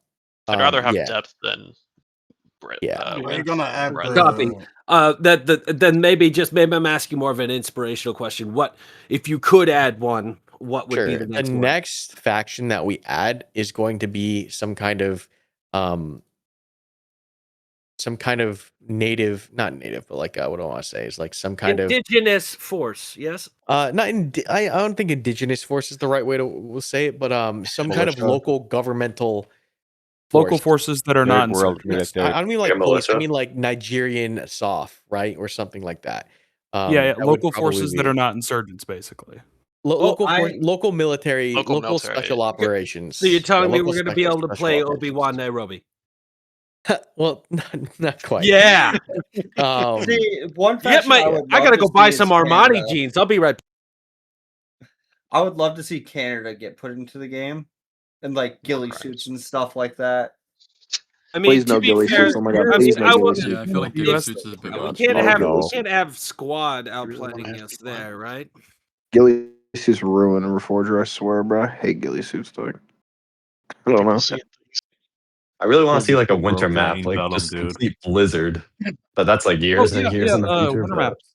Winter maps out. Actually, I guess that doesn't make sense because for like some. no one, yeah, it doesn't make sense for the current game. But like no one really does winter maps. There will be dynamic weather and stuff, right? Karma, like fog and things like Yeah, that. there should be. There should be, is what I'll say. Like fog Is to make it fog super hard to gonna see be a out certain thing? ranges and stuff would be sick. Like a dense fog, that'd be crazy. Oh, foggy morning would be sick, yeah. I would be worried more so about like thermals. Yeah, I don't know I if we're don't gonna see think. thermals. Yeah, right. Yeah. Maybe That's on Wall a drones, plus, breach. I no? reckon. I need to know. Is wall breach is gonna be a thing? Like Tunneling through. destructions, like we have to tackle destruction first if we want to do that. Actually, speaking of magnified optics and night vision, if you guys do push 6 times, I don't think you guys go 8, but 6 times at least, would we be looking down the sight with our nods on? 6 times. I'm sorry, I didn't catch the first part. 6 times optics. Magnification. Speaking of night vision and magnified optics, are we going to be able to look down the sights with nods on, or is it Whatever gonna... you're able to use IRL. Yeah, if you can use it with like in the real world, if you can use it, then yeah. Well, I mean, in the real world, you technically can use a magnified optic with night vision, but it just sucks major dick. Yeah. So it's gonna suck major dick in Bellum. Should be possible but punished. I mean, In personally, I the think for most current state of the magnified game, is influence pretty on, or is that it's not working properly. We should have it okay? fixed for the 20th. Gotcha. Thank you. And like using like an echo sight, have you thought about like blurring out like the edge of the sight to make it more realistic to like how you see it in real life? Blurring out the edge of the sight. Like When you're looking the down depth of field, I guess is what he's talking about. Like the sight is focused, I guess, and surrounding is blurred. like the metal part of the sight Two is eyes focused. open, I Karma, mean, two it's eyes open, basically. Oh, I see what he's saying. Wait, hold on. Wait, no, wait. What? I just want to hear from him what he means. like when you're staring down like a echo you see Geotech? like the red dot, Yeah. but you don't really but the like metal piece Housing? that's around Oh, it, yeah. yeah, Okay, is Clyde. like Yeah, what you blurred. said.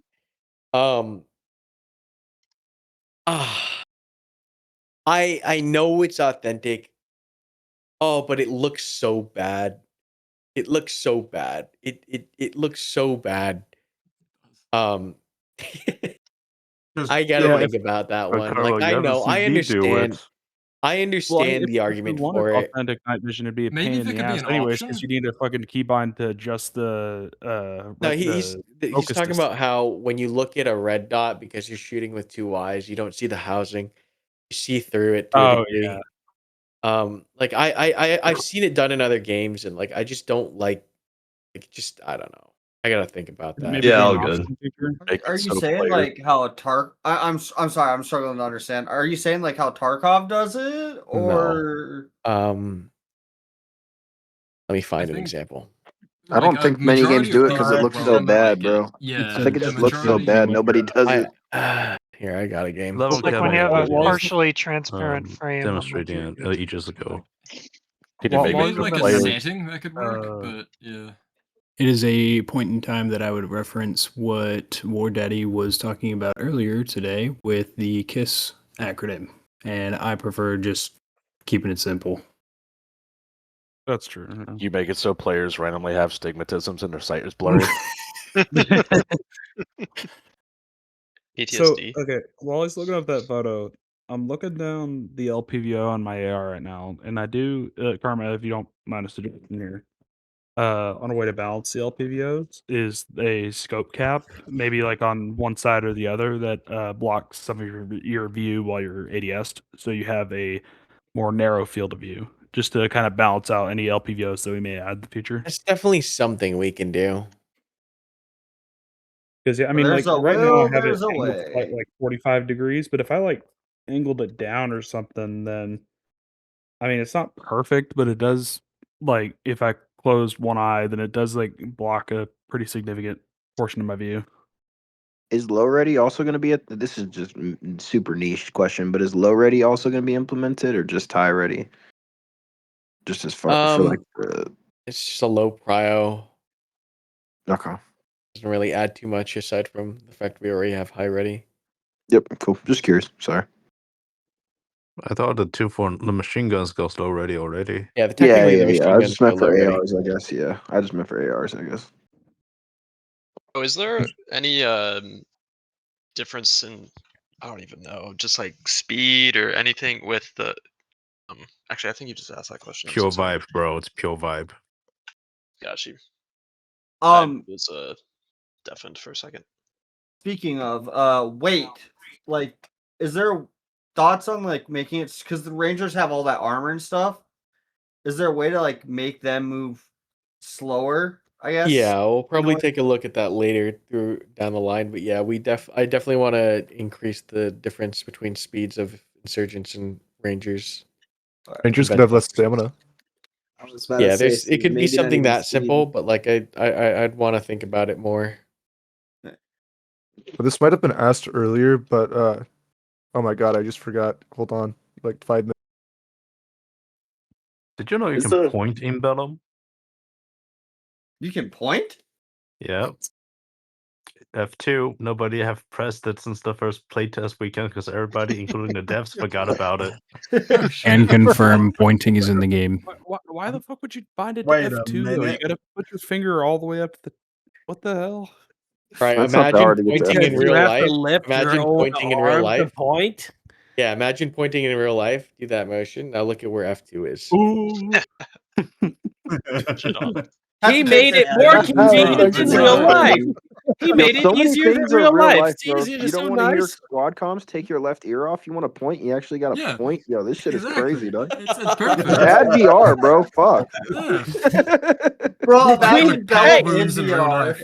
Bro, between VR. reaching up to the F2 key and taking off my one headset with my same arm, I am so tired, dude. I Dude, cannot. this is fucking real life at this point, dude. Fuck, dude. Shit. Like at this Dude, I had to point, recover from that match yesterday.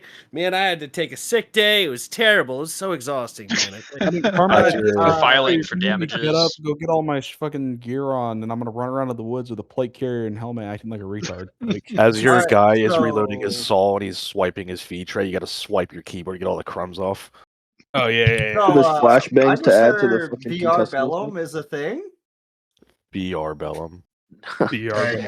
Bro, Come on, don't Karma, get me you know you started. want to do Hear me it. out, alright? Well, I Just mean, need it's to UE5. They could probably get it working. Bro, listen. 23, okay, the winter of 2023, I was in full kit on a standing desk developing Bellum. It was the vibe. I mean, Like- probably once it launches, I'll bring Who it to the needs? I wish who I was needs there. VR, flat bro? screen, the VR modders.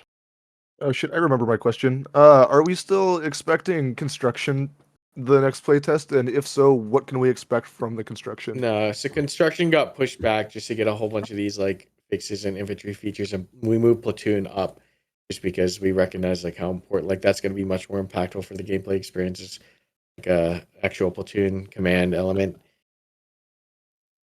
Okay, that makes sense. It'll be exciting to be able to, draw people in to go run away to a pre-dug position. It'll change the game a lot. Yeah, talk having- about Third day- flashbang grenades. Yeah, I was gonna Like ask about crashes logistics. too. Yeah, What? A flashbangs. flashbang. Still on concussions. flashbangs. Say crashes? Navy SEAL? Flashes. Flashes? Nine Okay, all right. 9 What about bangers. flashes? Yeah, 9 bangers. 2 bangers. Why would you use 9 bangs when there's no civilians? There will be a reason to use 9 bangs. Think about it, right? Frags won't kill them, so the 9 bangers will blind them. Fair. Killing civilians not crashes your sure. game. Did I anybody? feel like They flashbangs throw a second are you frag. walk that fine line though of how long is it gonna last to how fast are you gonna die? Then maybe you, maybe you need to get in the freaking door then, dude. Just blind walking trying to get through a doorway. It doesn't. That's not the way it works. But okay, yeah. Maybe you should wait No, for it to go off, then you go in. Yes. no, I'm saying like because I know some of you guys have probably seen it like in Tarkov where people get flash and then they just kind of panic walk and sprint everywhere. And just Oh, Tarkov? like like with the KS-23 and when they shoot the whatever fucking round it's called. Yeah. The There's start a Yeah, lot. flashbang rounds. Yeah. And you know how people will panic and they'll start like running in circles trying to get away, things like that. Oh yeah. Yeah. Would you say that you're gonna end up walking a fine line when those get introduced? I haven't thought too much exactly. I have an idea of how I want to do flashbangs, but yeah, I gotta. A little too early. You know what's even funnier in that game is whenever you put the fucking sun on the end of your gun and you just go into factory and it blinds the poor fucker that installed the game 20 minutes ago. That's why I love volumetric lighting because I could do that Yeah. shit. Yeah, you got the almighty sun. That's what you just fucking brought into raid. Some good, Put a sprout on, put 3 of them bitches on. I love it when you can put like 3 to 4 of them on and then you turn it on because ain't nobody seeing shit then. Here, let me. I put it in chat earlier, but I made a cursed Tarkov build during this conversation. Hold on. Where'd I put it? We've When been we in here run so night long. maps, He's got the time to flashes do should that. come with too, and they should be more Yeah, effective no. on night maps. This was what during my shit posting arc during this conversation. I call it the arm workout. Hey yo. The carry handle is I fucking guess you shouldn't wild. have canceled. I guess you should have canceled that Planet Fitness membership, huh? Yeah, the carry handle is where you do your reps at. That's where you grip it No, from. and I want to point out there are man's 3 fucking- rangefinders on this thing. And yet you still don't know what you're shooting at. I mean, that's just Tarkov. You never know what you're shooting at. But Yeah, what am I and watching? then there's also those 3 Zenit flashlights too. So Oh no. What's scary is that I've been able to make something like this in armor. No. What's scary is there's some idiots who hit up the Amazon and make that in real life, dude. Thanks. Oh, That's no. scary. We did apartment warfare the other day with like 10 to 8 of our dudes. We just put a bunch of spawn points in an apartment, put it on nighttime, and only used flashlights. But everybody had 4 flashlights, 3 flashlights on their gun, and we were just fucking blinding each other with nods and shit. This shit was fucking fucked, dude. It was so funny though. Yeah. It All was right, the I'm headed best, dude. off. I'll catch you guys. Peace. Yep, later. Yeah. Thank you, Carmen. Beauties. Thank you. And before I bail out of here, Dude.